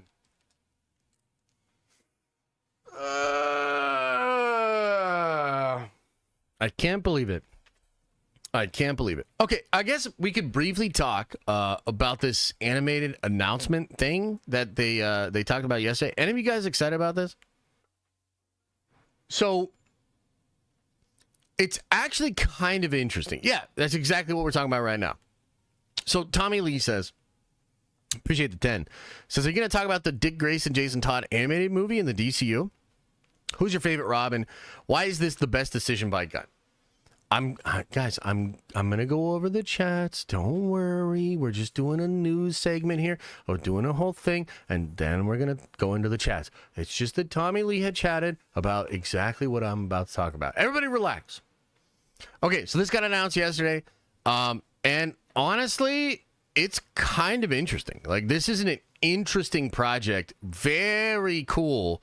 Dynamic duo. Animated film in the work. Story of Dick Grayson and Jason Todd. Follows Dick and Jason as orphan thieves. Produced by Matt Reeves and James Gunn. Kind of interesting. I wonder if they'll work together on anything else. Hollywood Trades talked a lot about this too. Really interesting animators. A lot of really good talent on this, okay? The problem is, who gives a shit? And I truly mean that, because this is a project that, like, I'm interested in. I think this is cool. But I don't see how any normie or any more casual comic book fan would care about this at all. This is a project that they should have waited to talk about until they had something to show, right?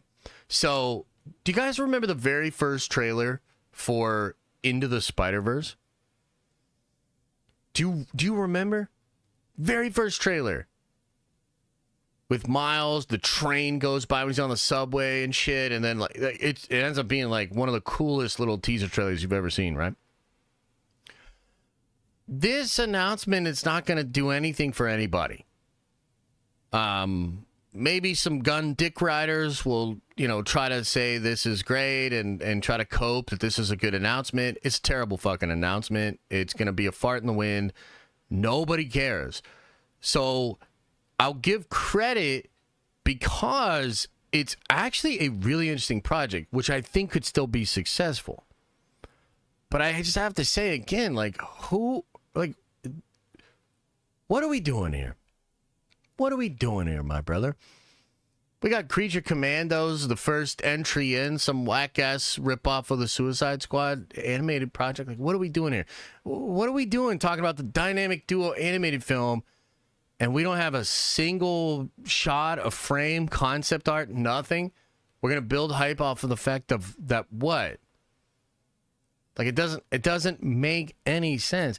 Why do you hate everything DC? No, I love DC. You got to understand, like, I wish they would do way better. I'm actually trying to help. This ain't it. This is not how you promote. This is not how you get people excited.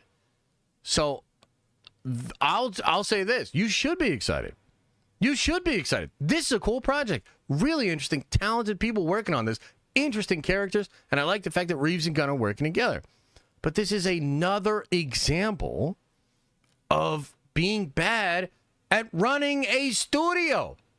How are you going to talk about an animated project when you don't got shit of it animated to show? Ridiculous, dude. Ridiculous. But you should be excited because I think it will actually end up being really cool. But what a fucking hell. Like, seriously, come on, man. What are we doing here? We just talked about all this Spider-Man 4 shit. And it's fucking bananas, the scope at which they are trying to achieve things. And it's epic. And we're talking about a movie that's coming out in a couple of weeks. And then you got another movie coming out. Dude, we might get Secret Wars before we get this duo thing. Why talk about it right now? Why even do it right now? I just really don't understand what they're doing. What's the strategy? How are they pulling this all together? And why should we be excited? The biggest hit they have right now is a show that is not even canon to the Superman movie. Hello? Like, do we know what's going on? Do we understand? Do you see it? Are we all on the same page? Okay, DC gonna DC, Sony gonna Sony. Let's move on and talk about something much better.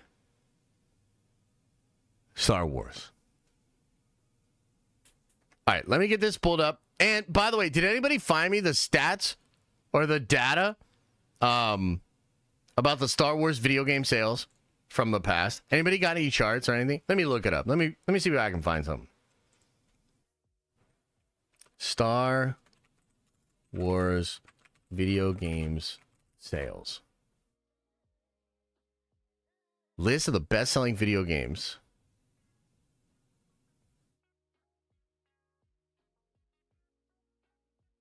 Old Republic 3. Where are we at here? PlayStation.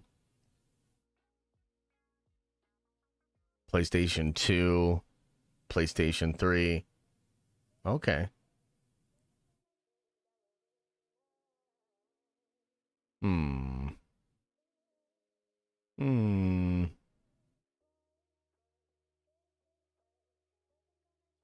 Ooh, this one's kind of interesting. Let's see here. Do they have numbers, though?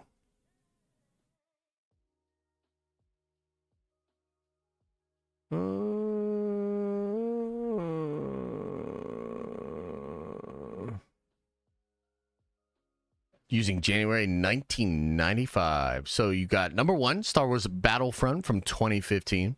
Star Wars Jedi Fallen Order. How many copies did that sell?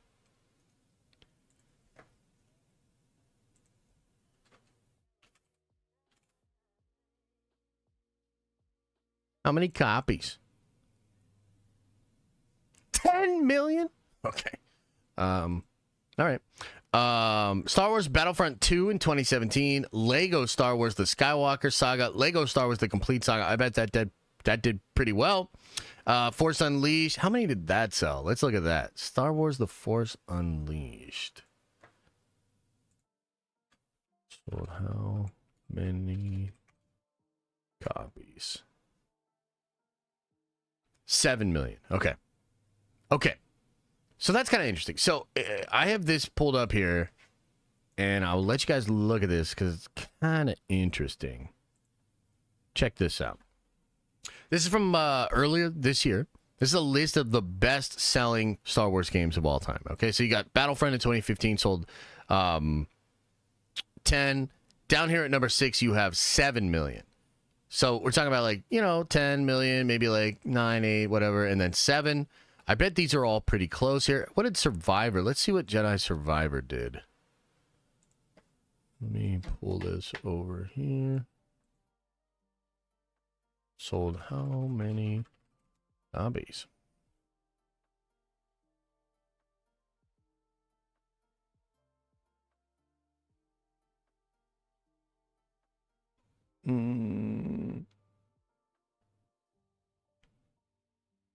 I can't get a good answer on that.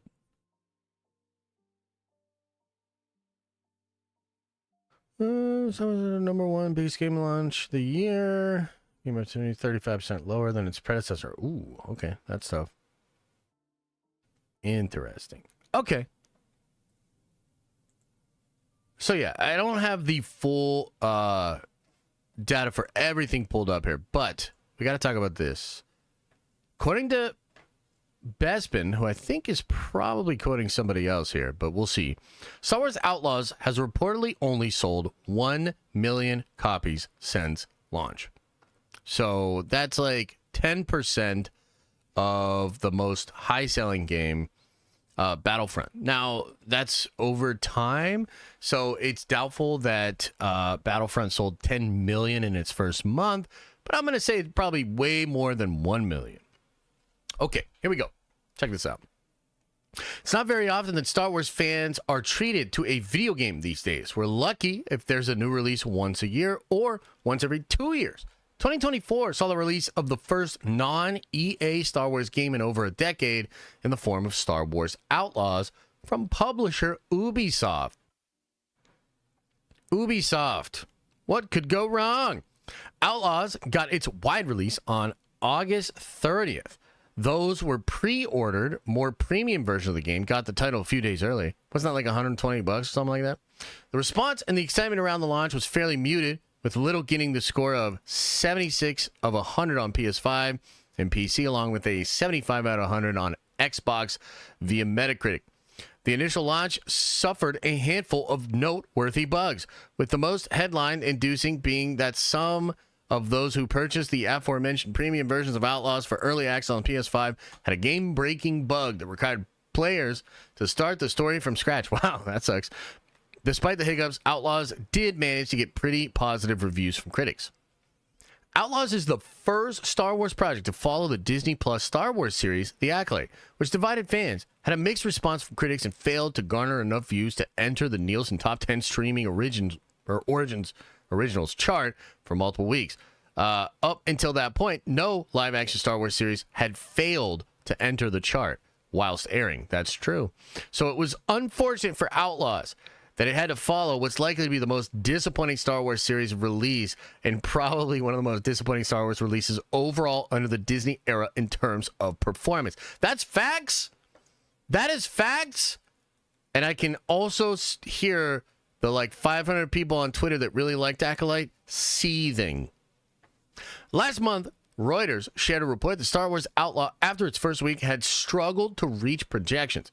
The outlet spoke with JP Morgan analyst Daniel Kervin, who shared that analysts have now tweaked their sales projections from the Ubisoft release by 2 million copies, projecting that Outlaws would sell around 5.5.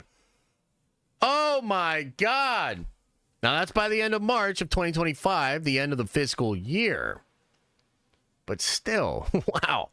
It's now being reported exclusively by Insider Gaming, and they're very good, by the way, that Star Wars Outlaws has sold just 1 million copies worldwide since the video game launched last month. Though Ubisoft have shared their sales expectations publicly, you'd assume the figure being shared by Insider Gaming is a far cry from Ubisoft's initial hopes. For comparison, Insider Gaming shared that within 3 months, Assassin's Creed Mirage sold 5 million copies within 3 months. Based on the Reuters article, Outlaws is only projected to sell 5.5 by the end of March next year. It's worth noting that Star Wars Outlaws was also available to play via the Ubisoft Plus service upon launch, who's accessed the title via the service had to subscribe for $17 or $18 a month. It's only available Xbox and PC. PlayStation 5 is excluded. Despite being available Ubisoft Plus, it's likely that most players that got their hands on Outlaws did so with additional purchase not via Ubisoft Plus, especially when you factor in the popular PS5, which is reportedly outselling the Xbox X3 to 1. Ubisoft were hoping for a better year financially with the release of Star Wars Outlaws, and they eagerly anticipated a new entry, Assassin's Creed franchise, Assassin's Creed Shadows. Shadows was recently delayed into February of next year, still within the fiscal year, but disappointingly for Ubisoft, Shadows will miss out on the holiday sales later this year. Many expect to see Outlaws available at a discounted price ahead of the year's Black Friday and heading into the holiday period. Holy banana nut muffins on a Sunday morning. Oh my goodness. What a ride it has been covering the downfall of Star Wars. I literally never thought I would see the day, maybe up until a couple of years ago, I never thought I would see the day that a Star Wars video game wouldn't set the world on fire. Even in the midst of everything going wrong with Disney Star Wars, Jedi Survivor was a hit. Jedi Fallen Order was a hit. It is so crazy that the brand would be diluted and destroyed to the point where people would see a Star Wars open world video game and think to themselves, meh. That's one side of it. It is also so ridiculous that they would create this Star Wars game.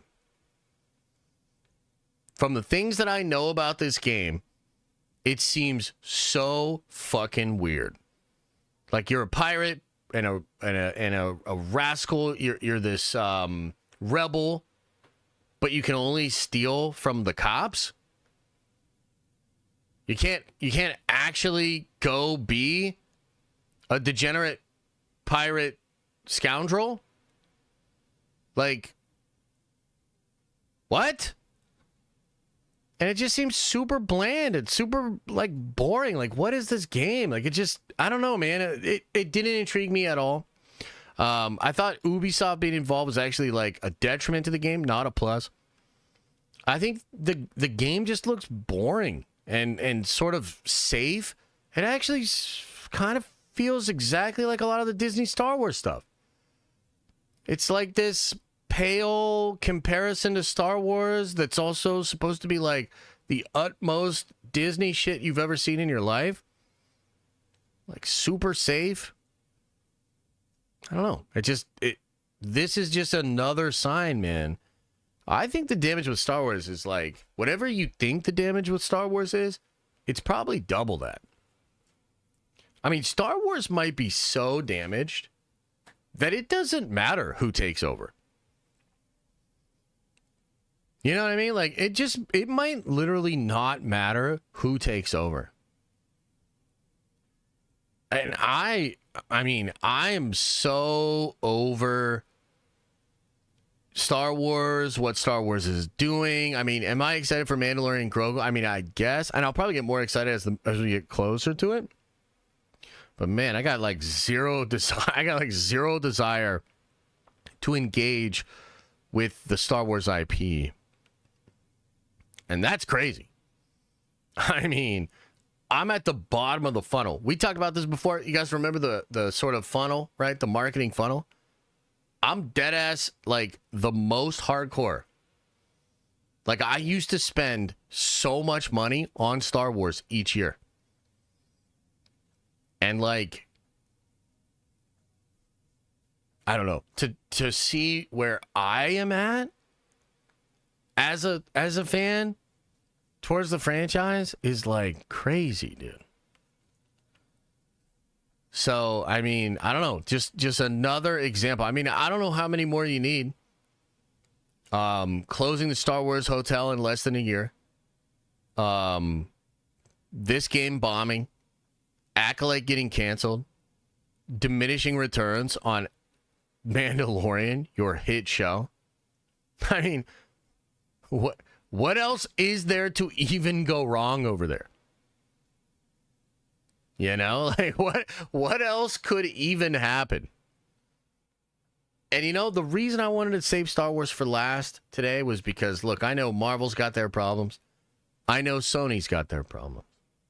I know Warner Brothers has their problems, and I know DC has their problems, and I know I have my problems with DC, and I know that you have your problems with me having my problems with DC. But one thing we can all get on the same page about is how fucked Star Wars has become and how stupid Lucasfilm is, and at least Warner Brothers, Sony, and Marvel isn't Star Wars. And for that, we should all be grateful. So let's hold hands together. Let's sing Kumbaya. Woo! Hell yeah. All right. Well, that's been the Nerdy News Rundown. I hope you enjoyed getting filled in with all the nerdy news. See ya. Chat? Chat, how do we do? How do we do? We did pretty good?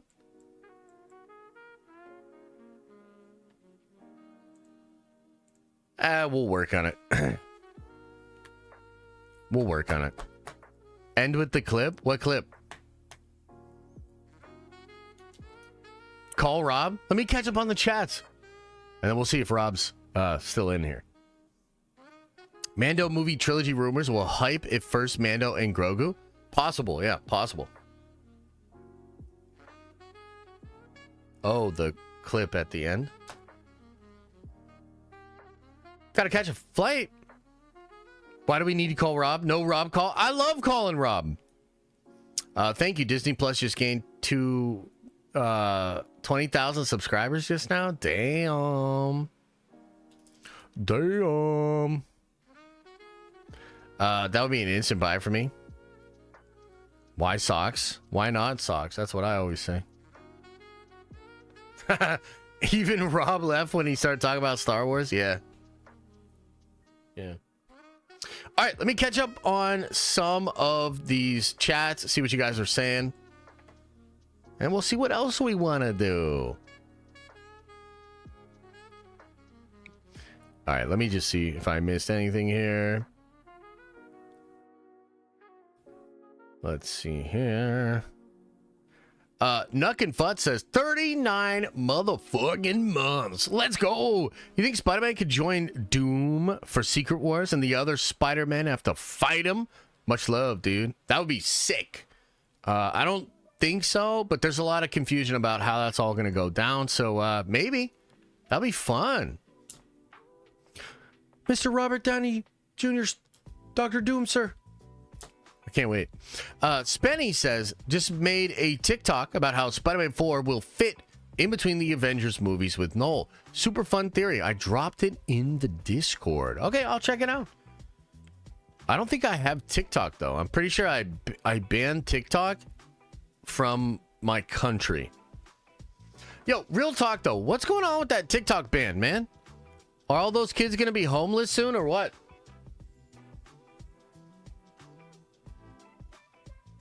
Like, what are these TikTok kids going to do if they just ban TikTok?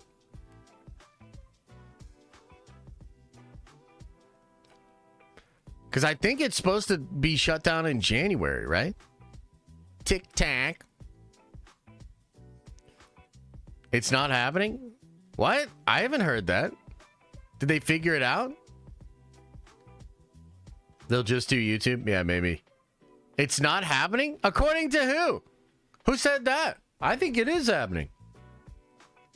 We got bigger issues than TikTok? Let me think about that for a second. Do we have bigger issues than TikTok? Yeah, probably. Look, I don't like to get political, guys. Okay? You know, I watched a little bit of the debate And am I the only person like, dude, get the politics out of this, man? Like, why is you always have to put your politics into the debates? You just can't escape it. Yeah. Yeah, we probably got bigger problems than TikTok, but I also hate TikTok. And I think it's like a cancer on society. Yeah. But what do I know? What do I know?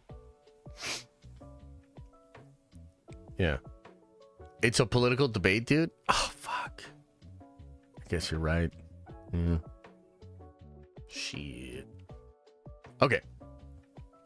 Chillin says, please explain how King in Black fits into a battle world film. Yeah, I don't really know. I mean, look, here's what I could say. Maybe the collapse of the multiverse, or the beginning of the collapse of the multiverse, breaks Knull free. Maybe Doom, when he destroys the entire multiverse, allows Knull to become more powerful, or does something which unleashes Knull in a way where that wouldn't have happened otherwise. And to be honest with you, I mean, I don't know if I love this or not, but like, what if Doom specifically unleashes Knull? Right? Like Doom will? That would be sick. Yeah, I don't really know. I mean, that's part of the things I'm confused about, for real. Yeah. Appreciate you though, bro. Lady Boner says, is Sony rebooting alongside with the MCU? Well, actually, that's something I talk about in the video that I'm going to drop later. I don't think so. I mean, I think there was a plan at one time to do that. I don't think that's the plan anymore.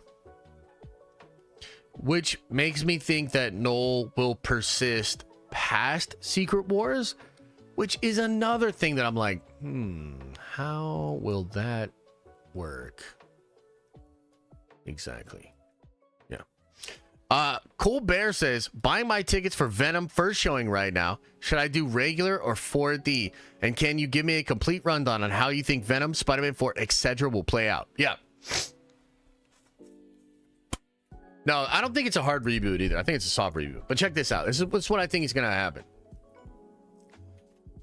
Doctor Doom comes to 616 and he kills Tom Holland, Peter Parker. This is in Doomsday. Okay?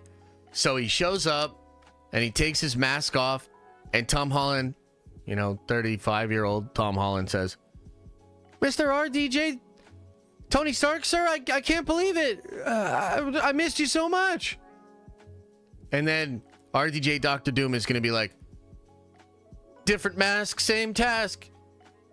And then Tom Holland's going to be like, I don't feel so good. And then Robert Downey Jr. is going to be like, bitch, bye. And then kill him. Okay, so he kills him. Now, why does he kill him? Because Tom Holland is the anchor being of 616. And he's also the anchor being of the whole multiverse, because the sacred timeline is the linchpin universe of the whole multiverse. Stay with me. Are you following? Okay. So then he's dead. And then the multiverse blow up. But then as everything's blowing up, Eddie Brock and Venom pop out of a portal. And that little gooey part of Venom that was left behind, it slithers over to Tom Holland. And it covers Tom Holland. And then it heals Tom Holland and brings him back to life. Okay? But maybe that's post-credit scene or something. So then Spider-Man 4 is Venom and Spider-Man in the symbiote suit, and Knull is coming. Yeah. So then you've got Spider-Man and Venom versus Knull, maybe on Battle World, or maybe it's on a different planet in the Battle World universe. Yeah. And then Knull shows up, Andrew Garfield and Tobey Maguire show up, and then Andrew Garfield's like, I did want to fight an alien, didn't I? And everybody's like, ha ha ha ha. And Tobey's like, my back. And then they're like, your back still? Ha ha ha ha. And then they beat Knull. Okay? And then all the Spider Boys are like, okay, we beat Knull. Let's meet up with the Avengers and beat God Emperor Doom. And then God Emperor Doom's like, you can't beat me, everybody. I'm God Emperor Doom. And then they're like, we got the Infinity Beings. And then there's like 6 of them, and they're all beings of infinity, and they make a Voltron, okay? And they all come together. It's like an old Power Rangers episode, and they all link up, and you got the 6 Infinity Beings becoming the new Infinity, which is a big Voltron type fucking Megazord Power Rangers, you know, shit. And then they beat his ass.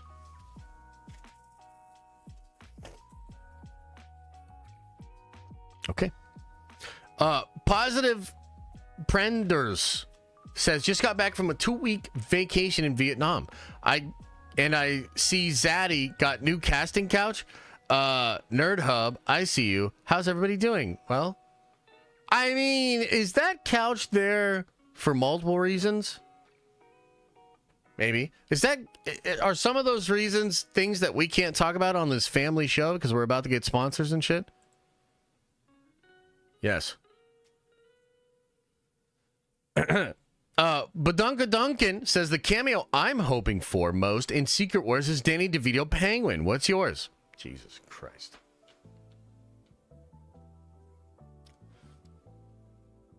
I want James Gunn's co-writer to pop out of a portal from Guardians 1, the co-writer that he went to arbitration to try to remove credit from. Yeah, so if James Gunn's co-writer comes out and like explains the whole story of that whole situation on Battle World, peak. Kalen says Wolverine versus the Rock Apocalypse. That would be epic. That would be pretty cool. Have I seen you somewhere before? Rossi says, who cares about The Rock? Has Marvel asked you to be cast as the Blob yet? No! Tim O'Brien says, Josh, start over. Star Wars Sith just got here. Oh, okay, yeah. No, I'll start over. Yeah, totally. Kalen says, Circus as Knull, Einstein as Galactus, Mephisto, Rock Apocalypse, and Vigo as Doom? All I need is Isaacs as Magneto. Marvel cooking with the villains. That's true. Yeah, that's true. Look, there's some stuff being cooked. I'm not sure how it's all being cooked. I don't know if this is a gourmet meal or if this is some slop. I don't know, but I'm telling you, I smell the cooking and I am hungry. You know what I mean? I'm hungry. Guys, you're telling me we just got out of phase fucking 4 where we're watching a goddamn Miss Marvel show? The fucking She-Hulk show? We're watching a goddamn Black Widow movie? Quantum Brain Drainia? Thor, Love and Kill Myself? Like, and now we're talking about Knull and RTJ Doctor Doom, and everybody's like, no, I don't know about that shit. What are you talking about? This is so much better. What? Come on. Chris says, this feels like what Warner Brothers did with Zack by making him shove Batman and Wonder Woman in BVS. What do you mean? I guess I'm missing the context here. What were we talking about? And then CY98 tried to get me in trouble about the Snyder bots. Jeez. Kalen says, hire a mega star as DCU Batman. Problem solved. Who do you guys think should be Batman in the DCU? It will be interesting to see how they do it. The real Jesse Lee Reed says, Pattinson is a dweeb turd who doesn't have the gravitas of a Batman. Lame movie. Gun dodged the bullet when Reeves said no. No money on that table. Oh, shit. Oh, shit. Jensen Ackles? Yeah, that'd be cool. I like that. Brad Pitt. I think Gyllenhaal would be good, actually. Yeah. Big Guesses says, love you, Papa Josh. Thanks, man. Appreciate you. CJ7, thanks for the 99. Delta Dan, thanks for gifting a membership. Rossi says, what's the status on Feige going to Star Wars? Any news? No. No news. Oh, shit, Rob, you think so? I mean, maybe. We'll see. I'm down. Let's go. Give it all to the Rock. Steelman, Spidey not being the anchor being, and Cap being the anchor being, because the meta reason Spidey not being owned by Marvel Studios movie-wise. Yeah, look, it could be that. It could be Doctor Strange, and I totally understand what you're saying. The one thing that I would say, Trev, though, is they reportedly signed a new deal. I think the reason all this Spider-Man news is happening is because they finally signed the new deal. And Tom Holland, like, he's got like 5 more years of like pretty much constant Spider-Man-ing. Which also, too, can I throw a little theory out there? I don't want to get anybody into trouble. And I don't want to... I was just thinking about this, okay? So let's just say hypothetically, okay? I was thinking about the career of Tom Holland, and I was thinking about the career of Adam Driver. Okay? And I was thinking about their management or their agents. Because, like, look, both of these guys have made not the best moves outside of their big franchises. Adam Driver maybe a little bit better, but he's not, like, killing it. And I started to think about this, right? And I was like, well, if you're his agent, do you really want his work outside of Marvel to be successful?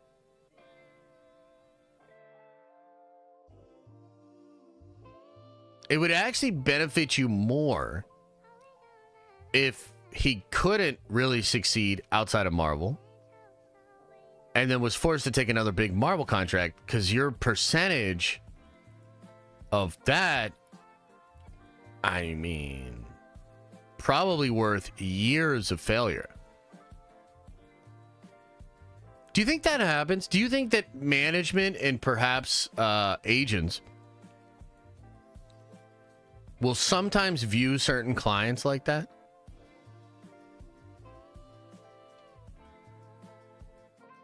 You know what I mean?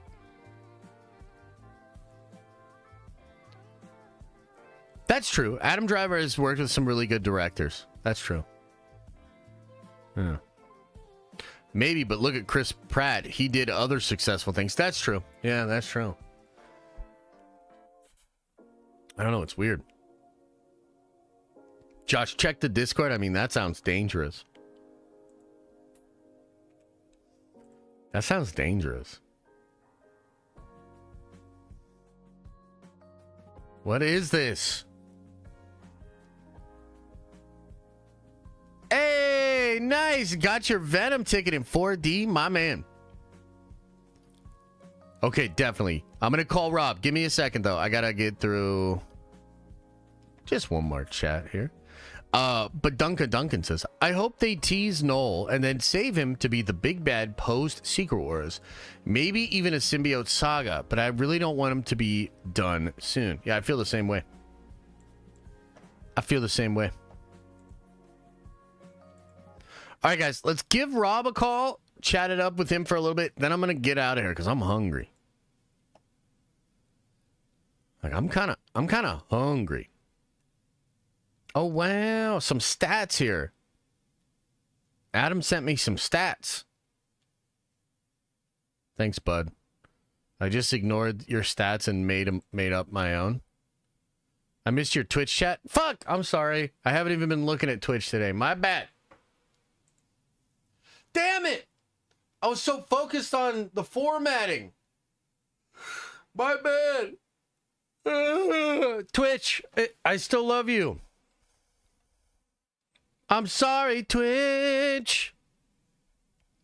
I didn't mean to hurt you. I didn't mean to make you cry. But tonight, I'm ignoring Twitch.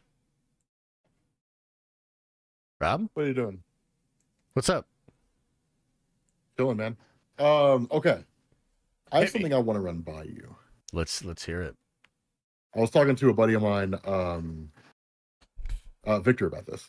Okay. So, number one, if The Rock comes over to the MC, it's going to go one of two ways. Number one, he's going to try to do what he did at DC, and they're just going to be like, they're going to be like, get out of here, like you're done.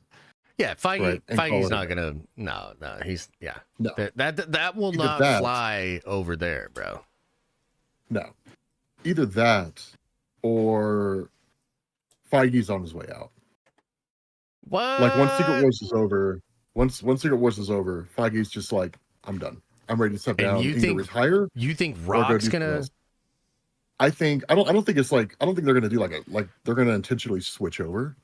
But I think The Rock's gonna see it as a chance to try to like jump in and take control. Because here's the issue with the Marvel Cinematic Universe. Say, for example, that Kevin Feige walked away right now. Yeah. Who's gonna take over?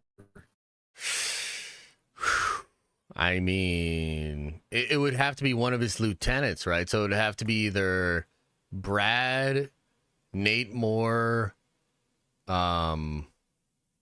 yeah, maybe Luis D'Esposito. No, I don't think D'Esposito would take over. But like, say for example that like, say because this is what I was talking to Victor about. Say Feige does leave, right? Yeah. Then he would actually leave the Marvel Cinematic Universe in a better state than it was when he initially came on. Right? Yeah, because I mean, if Secret Wars pops off, for sure. Yeah. Whether or not Secret Wars pops off or not, like the whole idea of the Marvel Cinematic Universe after Secret Wars, like the only reason Secret Wars is happening is so they can consolidate all of the characters that Marvel now owns into a singular universe. Yeah. Right. So Spider-Man will likely be in there, Fantastic Four, X-Men, all that kind of stuff. I agree. Yeah. And then if they're really going to go in the direction of like the Mutant Saga, bring in the Celestials and all that kind of stuff, that's just going to back end reboot the Eternals and the Deviants and all that kind of stuff, right? So it's gonna be like a history of the Marvel Universe, quote unquote, so to speak. And they're basically going to soft reboot, hard reboot, whatever, keep the characters the same. Yeah. But reboot the universe itself. So I was talking to Victor about this, and it was like, all right, because he asked me the question. He was like, if for whatever reason, Iger comes to you and says, okay, Rob, like you're in charge, like what do you do? And I don't know if I had ever mentioned this before, but it was kind of like, okay, you create a council of 9 people. And it's effectively like your marketing council, right? Like your entire creative box. Right? So the first 3 people that you get are comic book writers. And if I were going to do it for Marvel, I'd say, okay, like Jonathan Hickman is absolutely like number 1. Gotta like he's be. the first artist, the first writer you grab. Yeah, not an artist, but like, yeah, he's the I first already writer. know who you're gonna. I already know your picks. It's gonna be Hickman, Ewing. No. I mean, that's 2 of them. Yeah. What's my third one? I knew it. I knew it was gonna be Al. Let me see. Okay, who would be the last one here? I mean, let me ask for a hint. Are we talking a newer writer or older? You'll never guess who it is. I'm gonna guess Jim Starlin. Nope. Oh, all right. Number 1, because he's been on the outs with Marvel for years. He has. So he probably wouldn't. Yeah, he wouldn't do it. Like him and Marvel. I would pick him though. I think he's good, but yeah. I would go by way of 3 writers. Number 1, Hickman is your best. He's the best all-around writer in comics right now. Yeah, agreed. Like just top to bottom, the best all-around writer. Right. No disrespect to anybody else out there, but Hickman's phenomenal at what he does. Agreed. The second one would of course be Al Ewing, just because of the fact that where Hickman is really good at taking a bunch of pieces of things and putting them together into something great and writing like these huge epics. Al Ewing is great at world building. No one's better at world building in Marvel than Al Ewing, right? And then the third person would be Kieran Gillen, because Really? Kieran Okay. Gillen, yeah, like he is phenomenal in terms of his writing ability for characters and different things like that. So there's your 3 comic book writers. Okay, cool. After that, you grab 3 comic book YouTubers. Right? Of course I'd be one of them. Nice. Why wouldn't I be? Yeah. Of course I'd be one of them.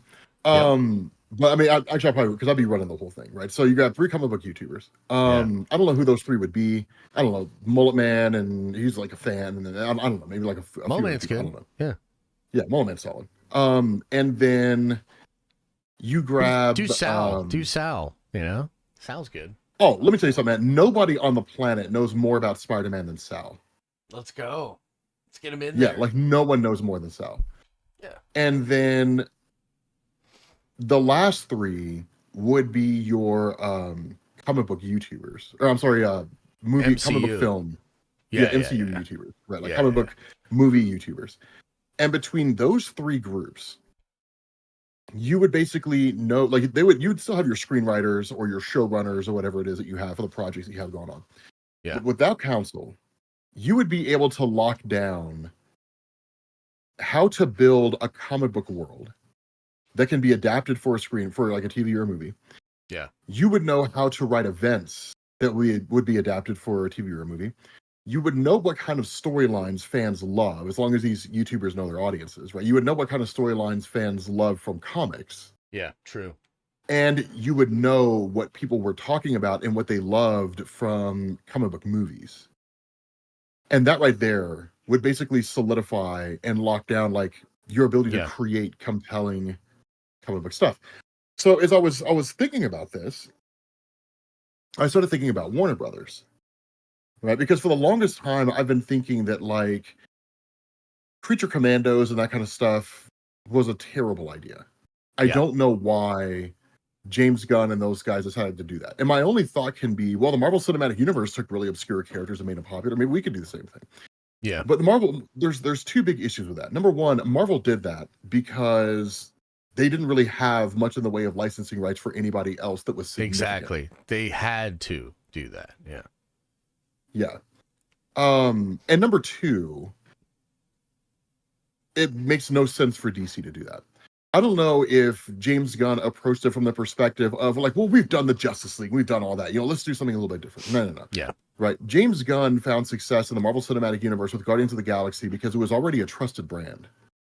Yeah. And so instead of people looking at that and being like, why would I go see a movie with a talking raccoon? They were just kind of like, looks I'll cool, see I'll the check it next out. Marvel movie. Yeah, totally. Yeah, I'll go see the 100%. next Marvel movie. Like, definitely, So that's why 100%, it proves just, So it was like people trusted it. There wasn't really any reason. Like, if Guardians of the Galaxy 1 came out right now, people would just kind of be like, maybe, if I don't have anything going on Saturday night, I might go check it out. And like that would be people's attitude, right? Yeah. No, I tend to agree. Yeah. Yeah. So I was sitting there thinking, and I was like, okay, if I were like James Gunn and Peter Safran, and it was like, okay, I'm going to build up the Warner Brothers landscape, like the DC Cinematic Universe.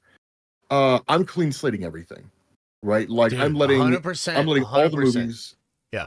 Like I'm letting all the movies run their course, right? Like, Todd Phillips' Joker gets done, right? Like Matt Reeves' Batman gets done. Those things are complete, done, finished, right? Yeah.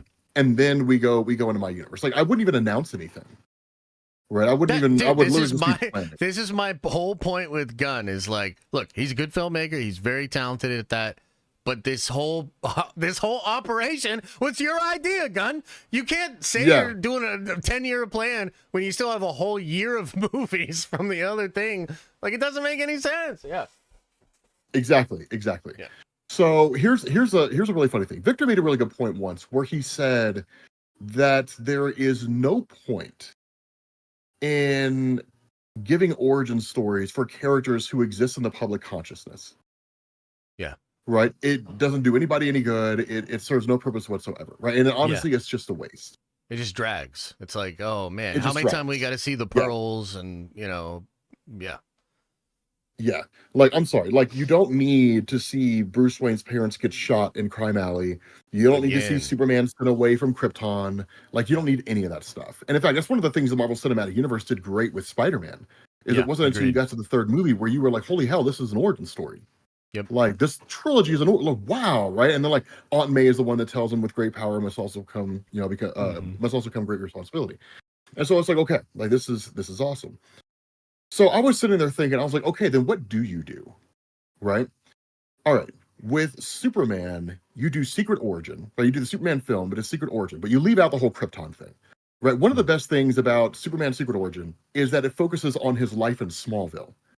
Right? On Earth, how does Superman become Superman?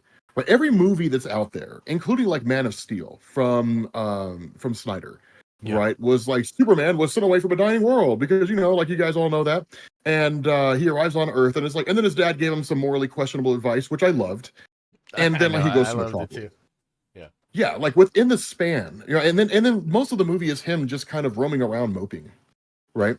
Yeah, like it is, the coolest thing to do with a Superman film, if you're going to introduce him, is you do Superman Secret Origin, and the movie ends with him traveling to Metropolis and donning the Superman costume.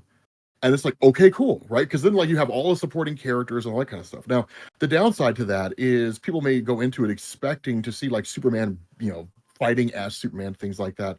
But I think it would be cool to kind of see Superman like growing to become Superman, right? How does he go from like a kid in Smallville to Superman? And then with Batman, you would obviously do Court of Owls. Dude, yes. And then with Wonder Woman, that was the interesting one, right? Because if you're doing Wonder Woman, no one really cares about the origin of Wonder Woman. It's just like she's an Amazonian chick who's hot, who lives on an island of other hot Amazonian chicks and then leaves. Yeah. And like and then comes the rest of the world. So then my thought was, okay, you do the Batman film. And then after you establish the Batman, you establish like the nature of Batman, right? This dark and brooding guy. Yeah. For the Wonder Woman film, you just pick up with Wonder Woman out there, right, in the world. Right, wrong, or otherwise of how Godot's Wonder Woman movie was viewed, at the very least, like she's in the public consciousness now. People know who Wonder Woman is. Totally, agreed. Right? So for the first Wonder Woman film, you do Hecate. Did you ever read Hecate from Greg Rucka? No. The Hecate is a phenomenal story. So the idea behind the Hecate is that there's this girl who just like shows up on the doorstep of Wonder Woman, like literally in the span of like 2 pages. Wonder Woman's just like chilling in her apartment. There's a knock at the door. She answers the door, and this woman's like, "I swear a vow of Hecate." And it's just like, because what happens is like she explains it. And the vow of Hecate is when a person comes to you and makes that vow, you have to take them in. If you don't, the fates will kill you. Right? The fates will destroy. Like literally these like fates, 3. Huh? Yeah, the actual fates. Like they can kill Wonder Woman and like they will kill her. So you have to take that person in. Now there is a kind of unwritten agreement for those who understand the vow of Hecate. Wonder Woman cannot take advantage of the person who offered the vow, meaning she can't turn her into like a servant. She has to offer her a room. She has to give her quarters. She has to like provide for her and different things like that. Likewise, the person who offers the vow of Hecate cannot take advantage of Wonder Woman. So she can't abuse her hospitality. She can't just sit around and be lazy. She has to be like on the way of getting herself sorted out so she no longer needs to take advantage of the vow.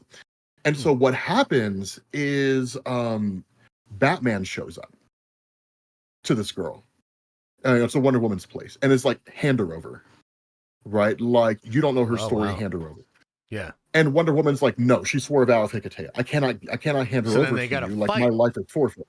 Yeah, Wonder Woman beats the shit out of him. And the fight is like super small, like it's super quick. Right? Yeah. But like she beats the hell out of Batman and like throws him out of her house. And it's like, if you ever come back, like I'm gonna beat you to death. Don't come back. Is there some nice sexual tension there too? A little like Mr. No, Mrs. no, Smith. it's Wonder Woman just beating his ass. Is all it is.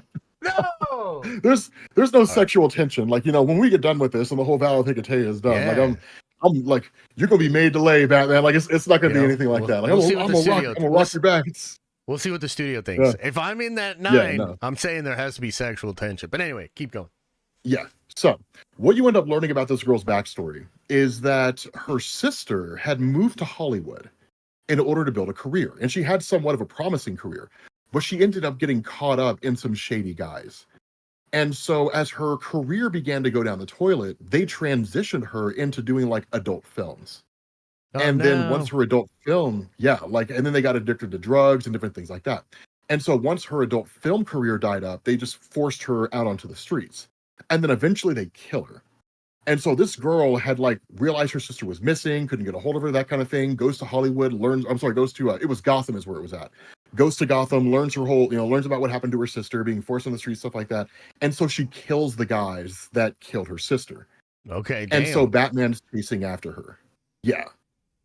And so yeah, ultimately, like, it all kind of gets sorted out, but like it's cool because it shows it gives you everything you would ever need about Wonder Woman. An alternative to that would be the League of One, but the League doesn't exist yet, so you couldn't really do the League of One. Yeah.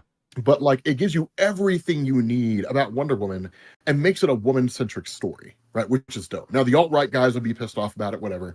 Right? Nobody cares about their opinion but themselves. And so it would be a solid and strong Wonder Woman film, which I think would be great. Yeah, sounds cool. Yeah. Now the Batman film, yeah, again, of course, that would just be like the Court of Owls, right? Court I mean, of I don't know Owls why is you would do lit. anything. Yeah, I don't know why you would do anything but the Court of Owls. Maybe do like a Joker tease at the end or something like that. But then you go into the Green Lantern.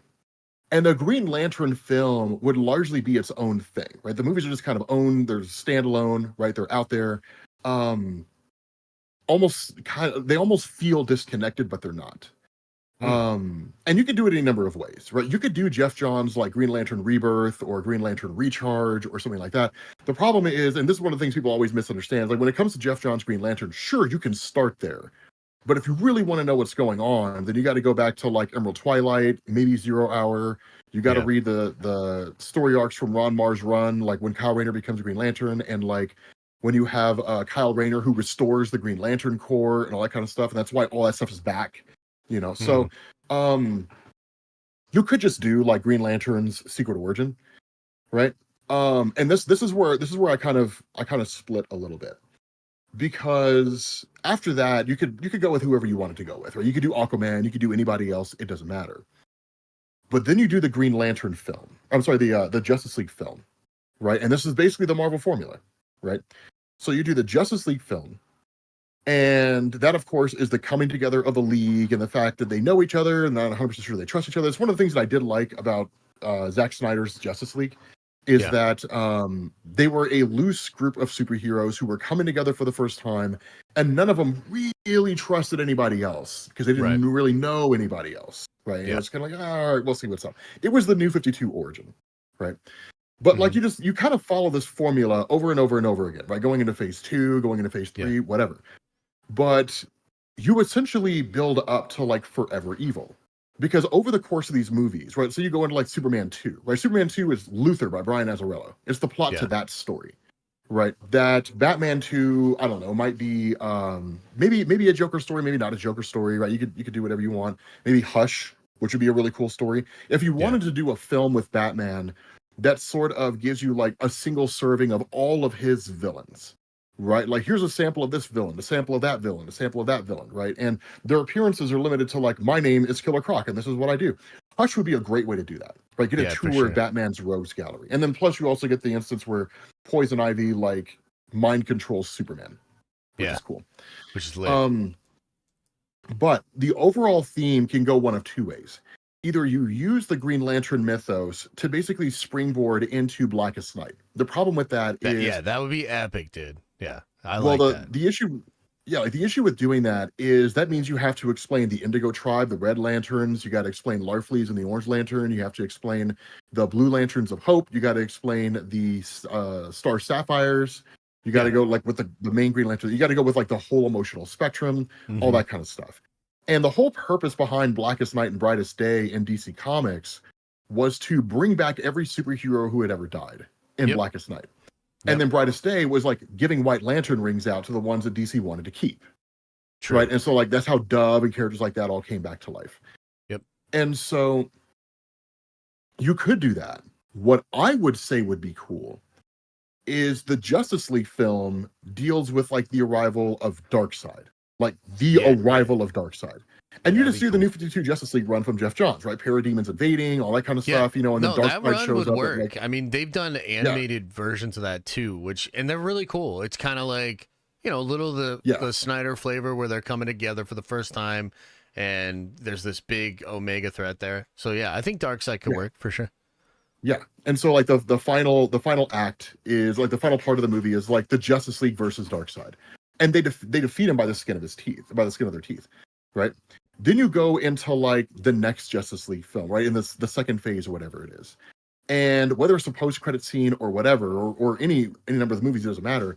What you do is you essentially give like the opening part of Earth 2, issue number 1. Did you read New 52 Earth 2? Yeah, they all die. Like they literally all died, right? Yeah, like yeah. Issue, So that was 3 yeah, that was the other half. Yeah, that was the other half. Like you end up learning later on that like Darkseid's hunting for his daughter Grail. I wouldn't do Grail. That's unnecessary. Just the anti-life equation, right? It's the easiest thing. But like he was launching simultaneous attacks on different universes across the multiverse. Mm-hmm. And so where Darkseid went to the main DC universe, you had Steppenwolf who went to Earth 2. Yeah, and like in the first issue, right? Superman gets turned into a parademon. Steppenwolf kills Wonder Woman in that reality, and Batman kills himself to destroy one of the Watchtower, destroy like the whole Watchtower thing, right? Mm-hmm. So like, and that's like issue number 1. Yeah, right? It's like they go to like Earth 3, right? No. So the rest of the Earth 2 comic continues with like a new age of superheroes, and I wouldn't necessarily do that. Right? I wouldn't go into like the new superheroes. But yeah, issue number 1, the traditional Justice League dies, right? And that's it. But what that does is it establishes that like Darkseid is on the hunt across the multiverse, and it kind of invites or brings in the idea of the multiverse. An alternative to that is you could just do like Flash of Two Worlds in the Flash film. But the point is, you're kind of doing you're teasing the idea of the multiverse, but not going full into it. And the reason why is because what I would do is the big film that I would do for like their Infinity War and Avengers Endgame would be Forever Evil. No, not Crisis. I would not do. I love Forever Evil. Yeah. No, the issue with doing Crisis on Infinite Earths or something, because I mean, people want to see that, right? They're just like, if we're going to do the DC Infinity War, Avengers Endgame type film, it needs to be some massive crisis event. But the problem is that people approach that, and this is why you need a council of 9 people, because people approach that as a comic book fan.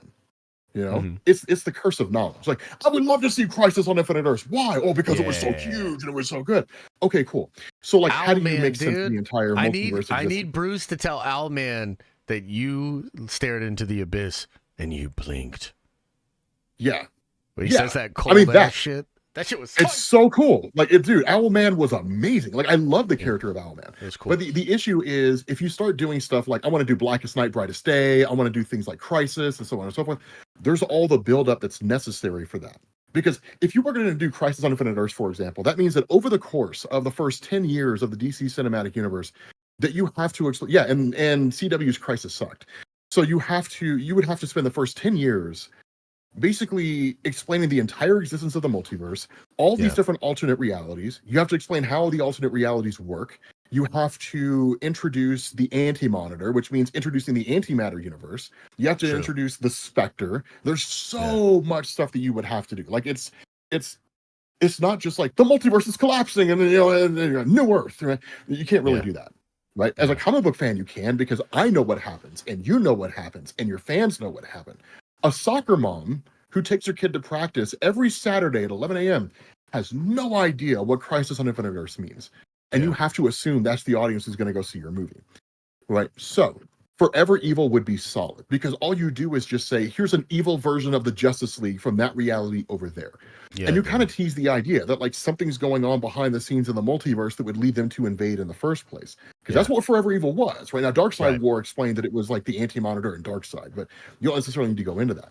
But you introduce Earth 3. Now, DC did that way back in the day, in like the 50s, I think, with Crisis on Two Earths, when they first introduced the Crime Syndicate. Right? So there's different ways to do it where it's small and it's self-contained.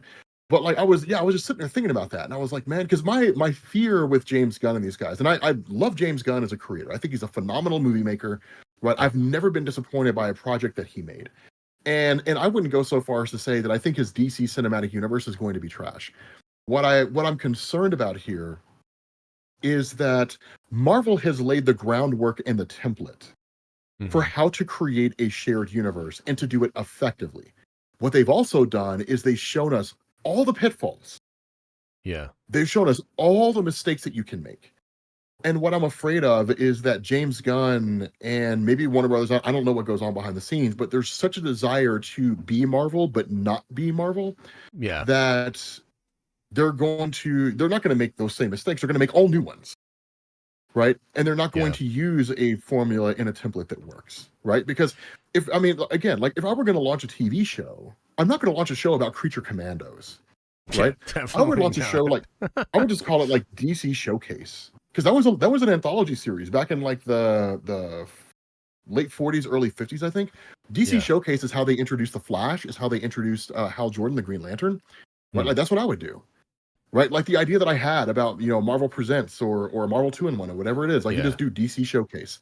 Right? And all DC Showcase does is it shows you the greater DC world. Yeah. Right? Like maybe they just call it the world of DC, right? Maybe it includes Superman because he's flying through the air or whatever.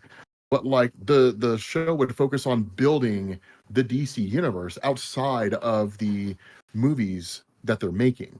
But again, I think that doing Creature Commandos is like making a She-Hulk show, right? It's like making a Hawkeye show. Could you do it? Sure. Yeah. Is it a good idea? Probably not. But again, like his stuff hasn't come out. We don't really know what form it's going to take and exactly how it's going to look. It could be Creature Commandos is amazing. Like I have no idea. Yeah. So no, I feel similar. Also, I could tell you and Victor had a long conversation about DC.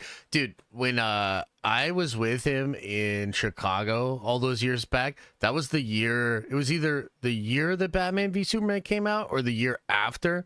Because I remember arguing with him about the Martha twist. Because I still to this day think that was so stupid. And I like Zack Snyder, but I thought that movie was trash. Batman v Superman, like the theatrical one. But yeah, I mean, when it comes to DC, man, I think the problem is in order to do DC correctly, it does have to be complicated and multifaceted. So like, if you look at like the set photos from Superman, you've got Superman. You've got Guy Gardner, you've got Hawkgirl, you've got Mr. Terrific. You have all of these different people, and they all seem to just be kind of like representing different parts of the mythos that are all operating together. So, like, I think, the quintessential DC books, like if you think of Alex Ross and Kingdom Come, right? You are jumping in, and it's like, the DC universe. And then even in the future, the way it's merchandised and the way that, it all just exists everywhere, like you need that to be there, but it's also really complicated to like explain all of that. So they have to kind of have this balancing act of like making it feel like it's lived in, it's breathed in, and it's DC. It has to have all these different weird things, right? But you can't take the time to like explain all those things in an individual movie because it bogs the audience down. So I think the thing that I'm most curious about when it comes to Superman is like, how will the mainstream audience be able to handle a lived-in, established DC universe? Will they think it's cool? Will they be interested in it? Or will it just be like way too fucking much and feel like a Star Trek episode and they're like, I don't know about this shit, right? So yeah, I mean, I think that's kind of one of the issues. And then if you think about it, like all the stories that you were describing, the real guts of those stories has to do with a layered understanding of the characters. So like DC is built upon its own mythos. Like you need all of that shit present in order to even be able to like peel back the layers of complexity for any one of the big event movies, right? Or one of the big events, whether it's like Crisis, Final Crisis. I would even say Court of Owls. Like if you don't really know Batman like that, like even Court of Owls is a little inaccessible because you have to understand Batman and his security within his own city to then realize how fucking crazy it is that there's a whole organization he didn't know about. There's this whole stuff about his family he didn't know about. That's ridiculous because you know Bruce. And you're like, no, Bruce knows everything. He knows Gotham like the back of his hand. So, yeah, I don't know, man. It's an interesting... I don't know if I agree with that. Interesting problem. I don't know if I agree with that. Which part? Right. And well, the part about like Batman and the Court of Owls. Right. Mm-hmm. Like, I don't know if I agree with that because one of the best things Snyder did, right, is he answered that exact question in the comic. because Batman #1, right, from the New 52 is like, I'm Batman, like I know this, I know everything about this city. I know every, and that's like it literally, like literally, he builds up this idea that Batman knows Gotham like the back of his hand. Yeah. And so then suddenly you're thrust in this situation where like Batman talks about the Court of Owls, and it's like, well, when I was a kid, I believe it existed, but it's just a nursery rhyme. None of it's real. Yeah, right? exactly. Now it also helps that there's a bit of like spookiness to it. But then you learn Batman doesn't know about Gotham as well as he thinks he does, and the Court of 100%. Owls is very much real. So I think Court of Owls, I think the idea of the way the Court of Owls was done in the New 52, if it's adapted correctly, would work effectively. So you think that enough people know Bruce and know Batman throughout just like the years of Batman movies that they'll get it? Yes. That it's like surprising. I could see that. Yeah, I could see that. Yeah, 100. I mean, Batman is arguably more popular than Superman, depending on. No, I would agree with that. Yeah. Like he's immensely popular. So yeah, I think Batman is so in the public consciousness. People would go into it expect. I mean, that was one of the big complaints about Matt Reeves' Batman. Is like, isn't Batman supposed to be like experienced, like he knows Gotham like the back of his hand, like that kind of thing? Totally. A lot of people didn't. Yeah, a lot of people didn't feel that with Batman. I agree. And so, yeah, so I think that would work. But again, it was just an idea I wanted to run by you. I mean, it's by no means fleshed out in any meaningful way, and I don't know that I would ever. I don't know that I ever would. But it was just an idea, like something that myself and Victor were just shooting the shit about. And well, I will tell you, I think from a creative perspective, I mean, I really like this sort of like Trinity that you have set up, which is kind of cool because like DC is all built on Trinities and stuff too. But you have basically you've got the comic writers that worked in that medium and know the lore. You have the people that do new media that cover comics specifically, and then you have new media that covers the movies. And the one thing, I mean, I think the thing that content creators have that like a lot of other people maybe don't is like a direct line to a bunch of input from fans, like raw fucking input, whether it's a chat, comment section, Twitter, or whatever. It's like we live and breathe in the pulse of the fandom. You know what I mean? So I do think that would be something that would be beneficial to the studios.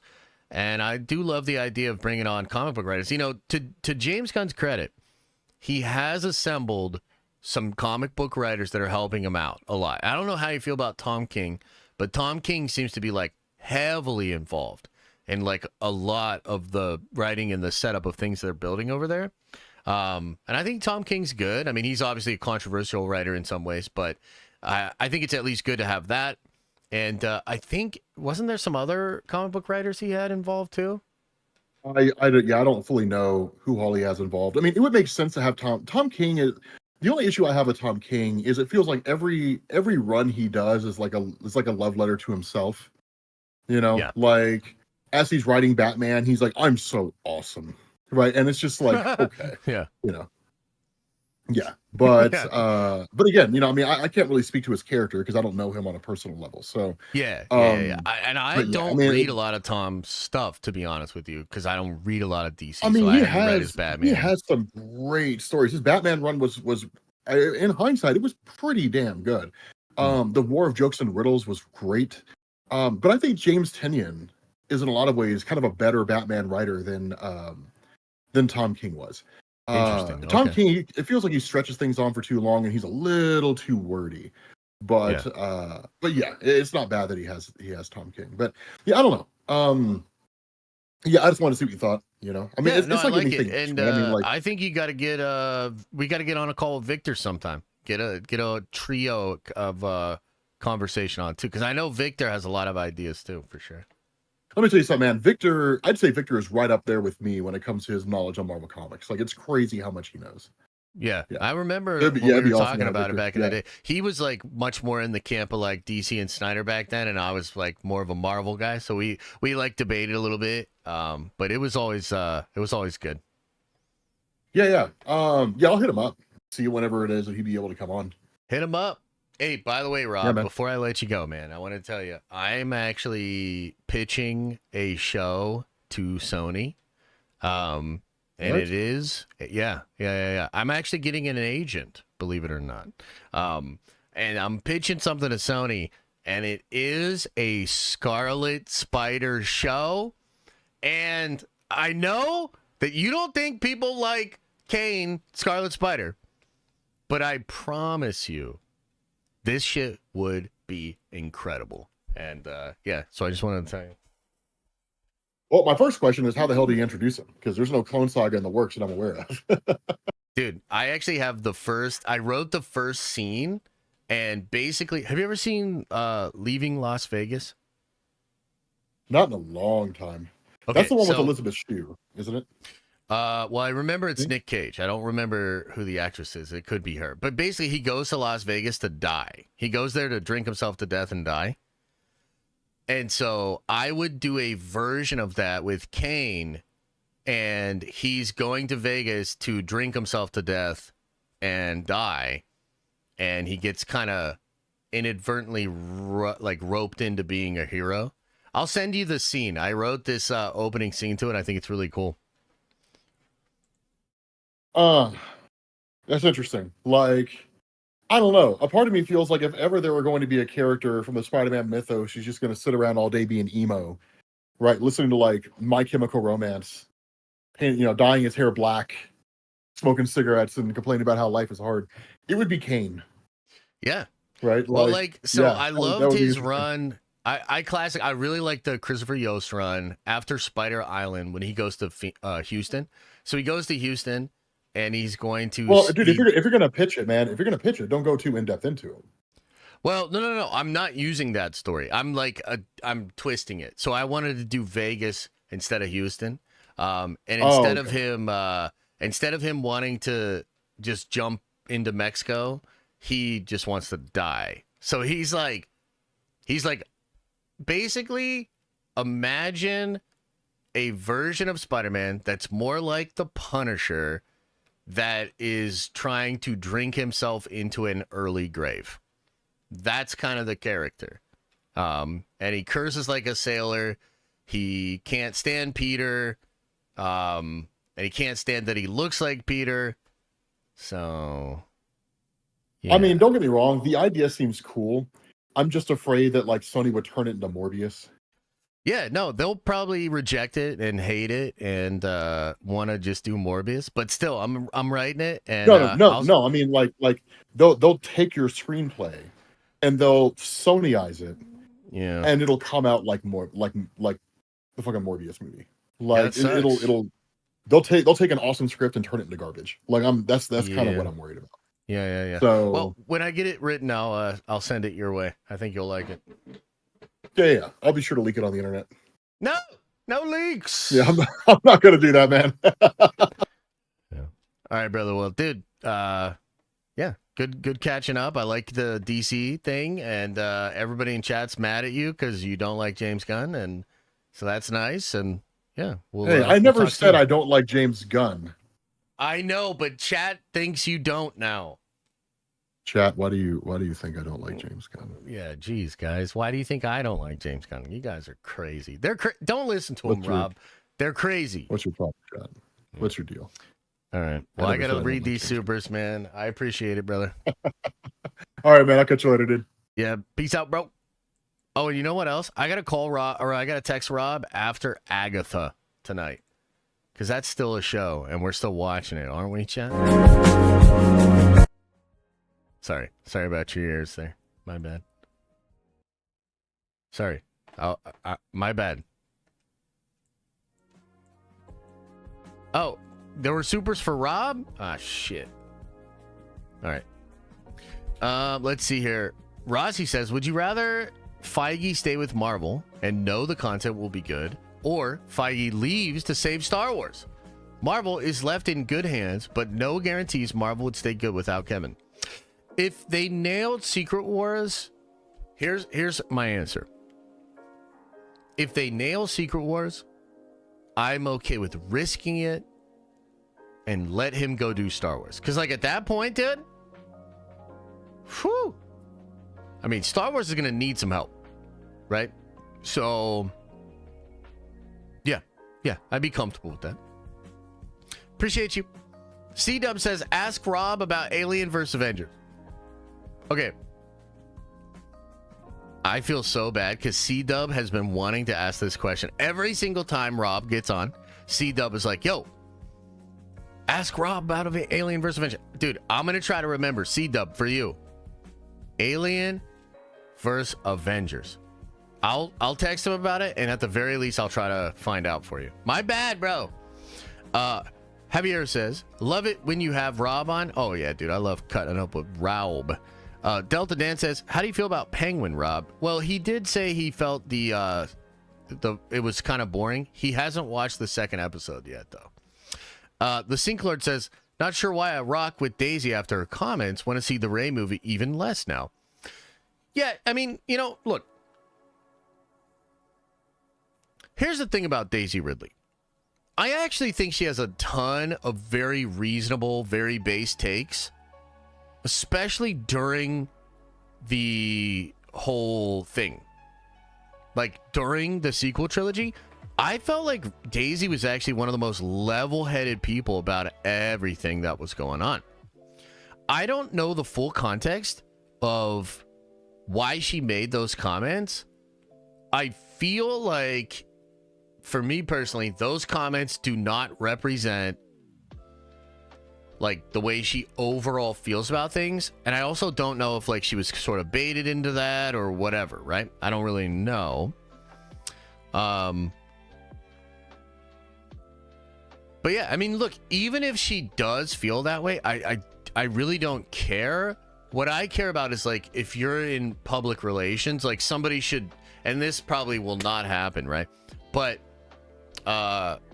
you know, somebody from her camp or somebody from Disney should just be like, oh, hey, Daisy, just so you know, these comments could be interpreted in a way that like is going to bring some blowback to the project. So, you know, here's maybe a better way to say what you were trying to say.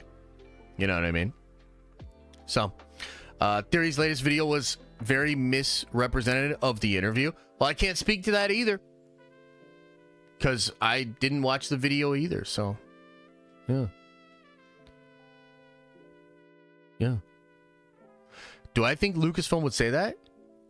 Well, this current version of Lucasfilm, no. No. But should they say that? Yeah, absolutely. Absolutely. Kyber Sid, thank you for the membership, brother. Appreciate you. Cyber Coastal says, Rob and Josh collab. The GOATs. Maybe Rob and I should just make a podcast called Two Goats. Two goats, one pod. Two goats in a pod? Oh my God. Two goats in a pod. Two goats in a pod? Wow, what an idea. All right, guys, look, I'm real hungry. I could chill for like 5-10 more minutes. What's up? What's on your mind? How do we do today? What's the nerdy news rundown? Was it fun? Did you have fun time? Good time on stream? I don't see how you think that. She literally blamed men for disliking her character. Wait, what do you mean? She literally blamed men for disliking her character? If you can show me evidence of that, I will change my opinion on the situation. But I'm going to tell you right now, I don't think so, brother. I'm not really paying that close attention. I didn't watch the interview. I didn't watch Theory's video. I think Star Wars is dead. You know what I mean? So like, I can't really talk about Star Wars too much unless I'm talking about it in the context of like, oh my God, it's dead. Holy shit. Look at how bad they're doing. You know what I mean? Rossi says, I'm sorry I call you the blob. The truth is I'm 5'2" and I'm too skinny. And that's why I project my insecurities on you. It's okay, Rossi. Rossi, it's okay, bud. You know, the truth is, even if I'm fat, I could go on a diet. But unless you get the surgery where you break your legs and rebuild them, you will always be short. So...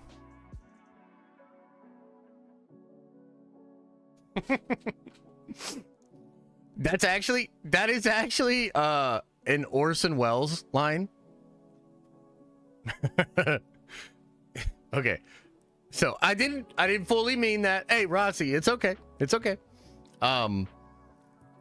That's actually from an old Orson Welles interview where the host was trying to say that Orson was fat. And he said something like, yeah, well, I can always go on a diet, but you're ugly. There's nothing you can do about that. No, he meant that? What? Still love you, Rossi. I'm taller than Josh. Let's get him. Are you taller than me? Josh, are you going to be reading Absolute Batman? Yes. Of course I am, the Watcher. I've been hyping it up for like 6+ months. I love DC. I've been trying to tell you that. Do you think Star Wars will follow Marvel and DC and reboot or soft reboot? Oh, man. No. Yeah, no. Don't worry, Rossi. Unless Sonic has a workout program, you're good. What? I don't believe you, LOL. What? 6'1", you look stout. Just guessing. I mean, yeah. I am a little stout. I'm a little stout. What's the redemption path for Star Wars?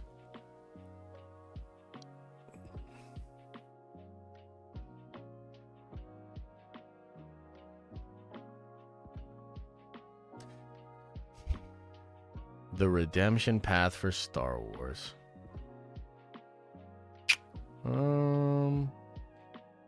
Is there one? Here's what I would honestly do.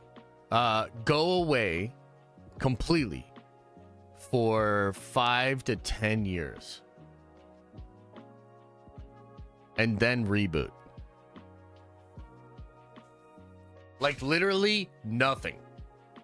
No shows, no books, no comics, no movies. At least I can fit in small spaces easily. That's true. That is true, Rossi. Yeah.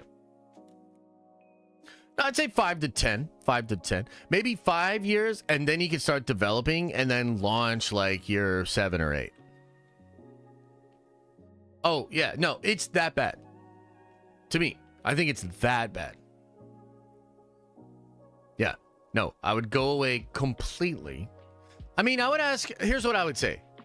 I would say, do you want to continue to lift your skirt up and show everybody how much your stupid ass is getting spanked?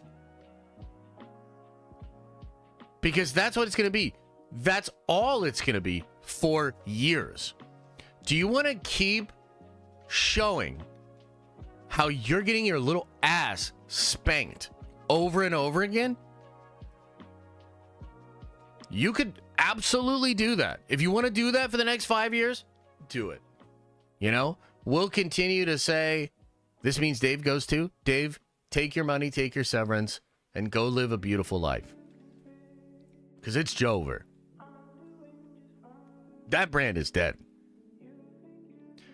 So I would say, unless they want to just get embarrassed and continue to broadcast. I mean, look, the revolution is being televised. Like, we are getting a front row seat to see just how horrible that shit is. So, I mean, I would be like, okay, what do you got coming up? Skeleton Crew? Okay, I can predict a couple headlines. Skeleton Crew has disappointing premiere on Disney Plus. Skeleton Crew has disappointing fall off from week 1 to week 2. Skeleton Crew has been canceled. Okay, just a couple of thoughts right off the top of my head. What do we got? Mandalorian and Grogu. Mandalorian and Grogu has disappointing pre-sales numbers. Mandalorian and Grogu underperforming in first weekend at box office. Mandalorian and Grogu misses expectations. I mean, what? I could do this all day. What else they got?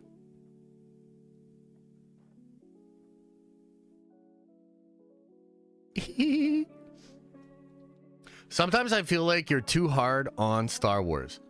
Guys, Am I too hard on Star Wars? Let's go to the poll.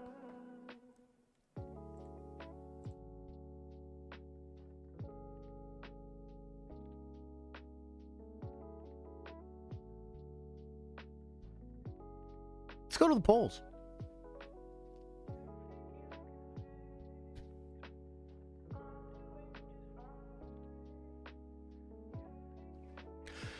Yo, The Watcher, not a bad idea. And also, that's one thing I will give Gunn credit for. He is bringing sexy back. And I think Gunn understands sex appeal and desire. And I think he will put it into his movies. So let's say W category for Gunn. There you go.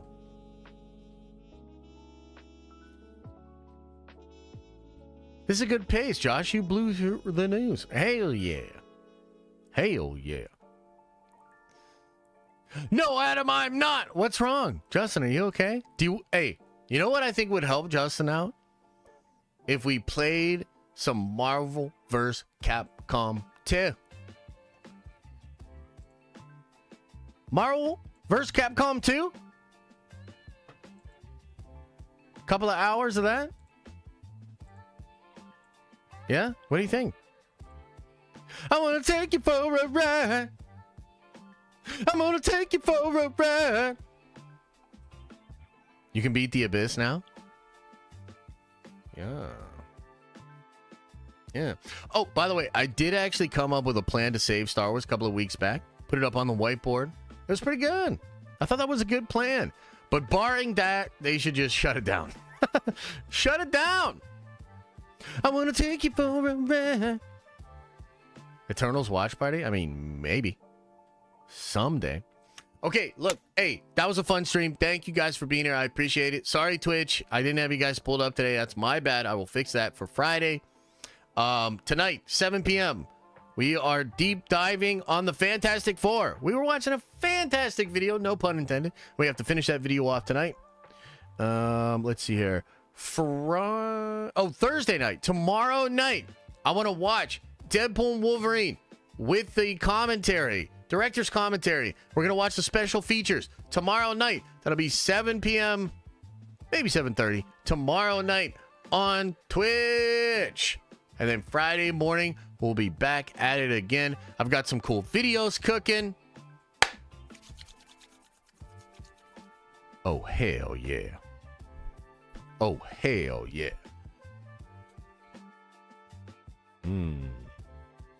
Yeah. All right, everybody. The poll results. Yeah, let's look. 75% of people say no, I am not too hard on Star Wars. Maybe if I would have gone harder on them, I could have stopped some of the bullcrap. I don't know.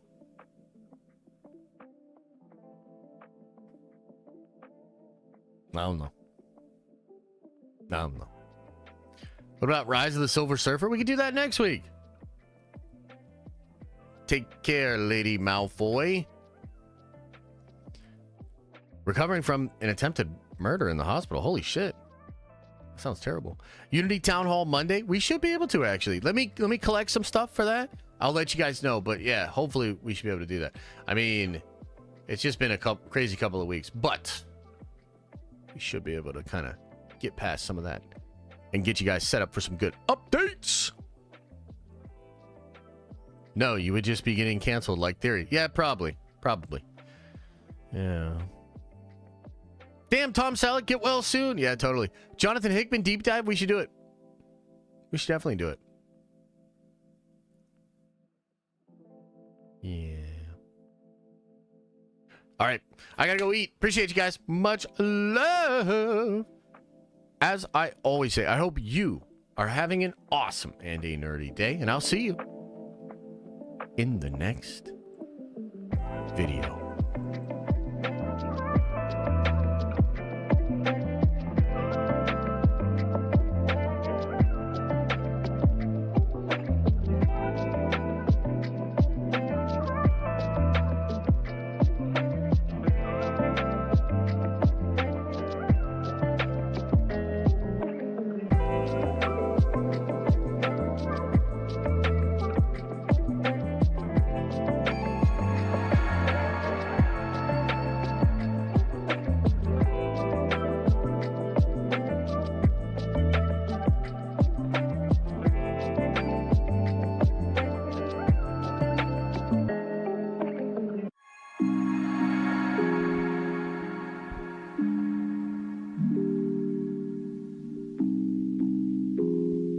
calling me small what means the nothing hell? to me. I've heard it all.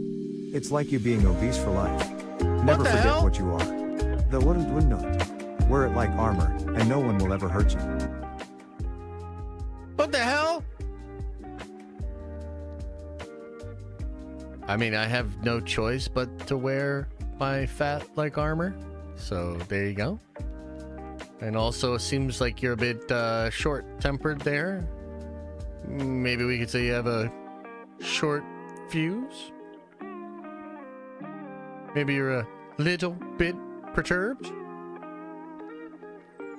John Cross says, are we going to watch the Venom movies before Venom 3? We have to. We have to. We got a lot to watch, man. Should we start just watching it right now? Hey, much love. Hey, if we can't rib each other a little bit over here, then what the hell are we doing? You know? Part of the fun. You know, I eat a bunch of chicken wings and don't work out the way I should, so I get chubby cheeks. And you know, Rossi was a victim of a horrible trash compactor accident, and it's, you know, now kind of, you know, fun size. It is what it is. It's all good. I would like to challenge you to an eating contest. What the hell? An eating contest. Yeah, I'm supposed to be gone anyway. Hey, by the way, did everybody leave?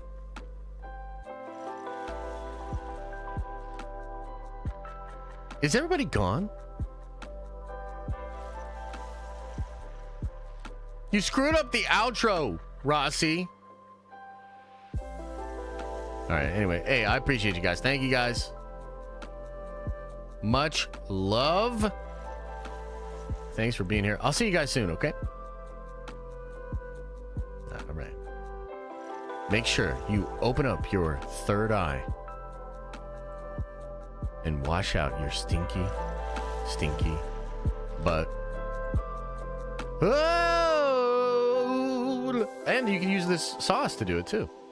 It says right here, Sinister 6 sauce guaranteed to open up your third eye and wash out your stinky butthole. So have a couple of dabs of that later.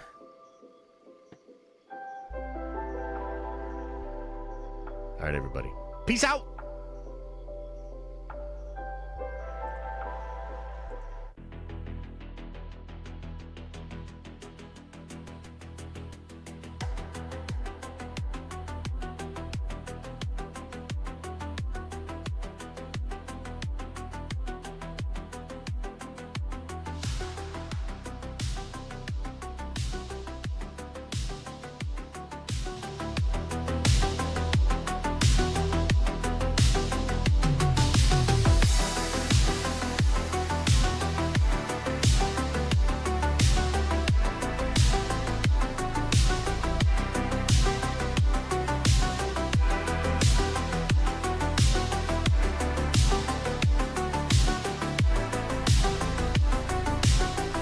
Rusty, what the hell? I'm just trying to get out of here. He's talking about goddamn big thing, chicken nuggets with Chick-fil-A, man. I don't care about that shit. I don't care about that shit. And I can eat more. I can eat more.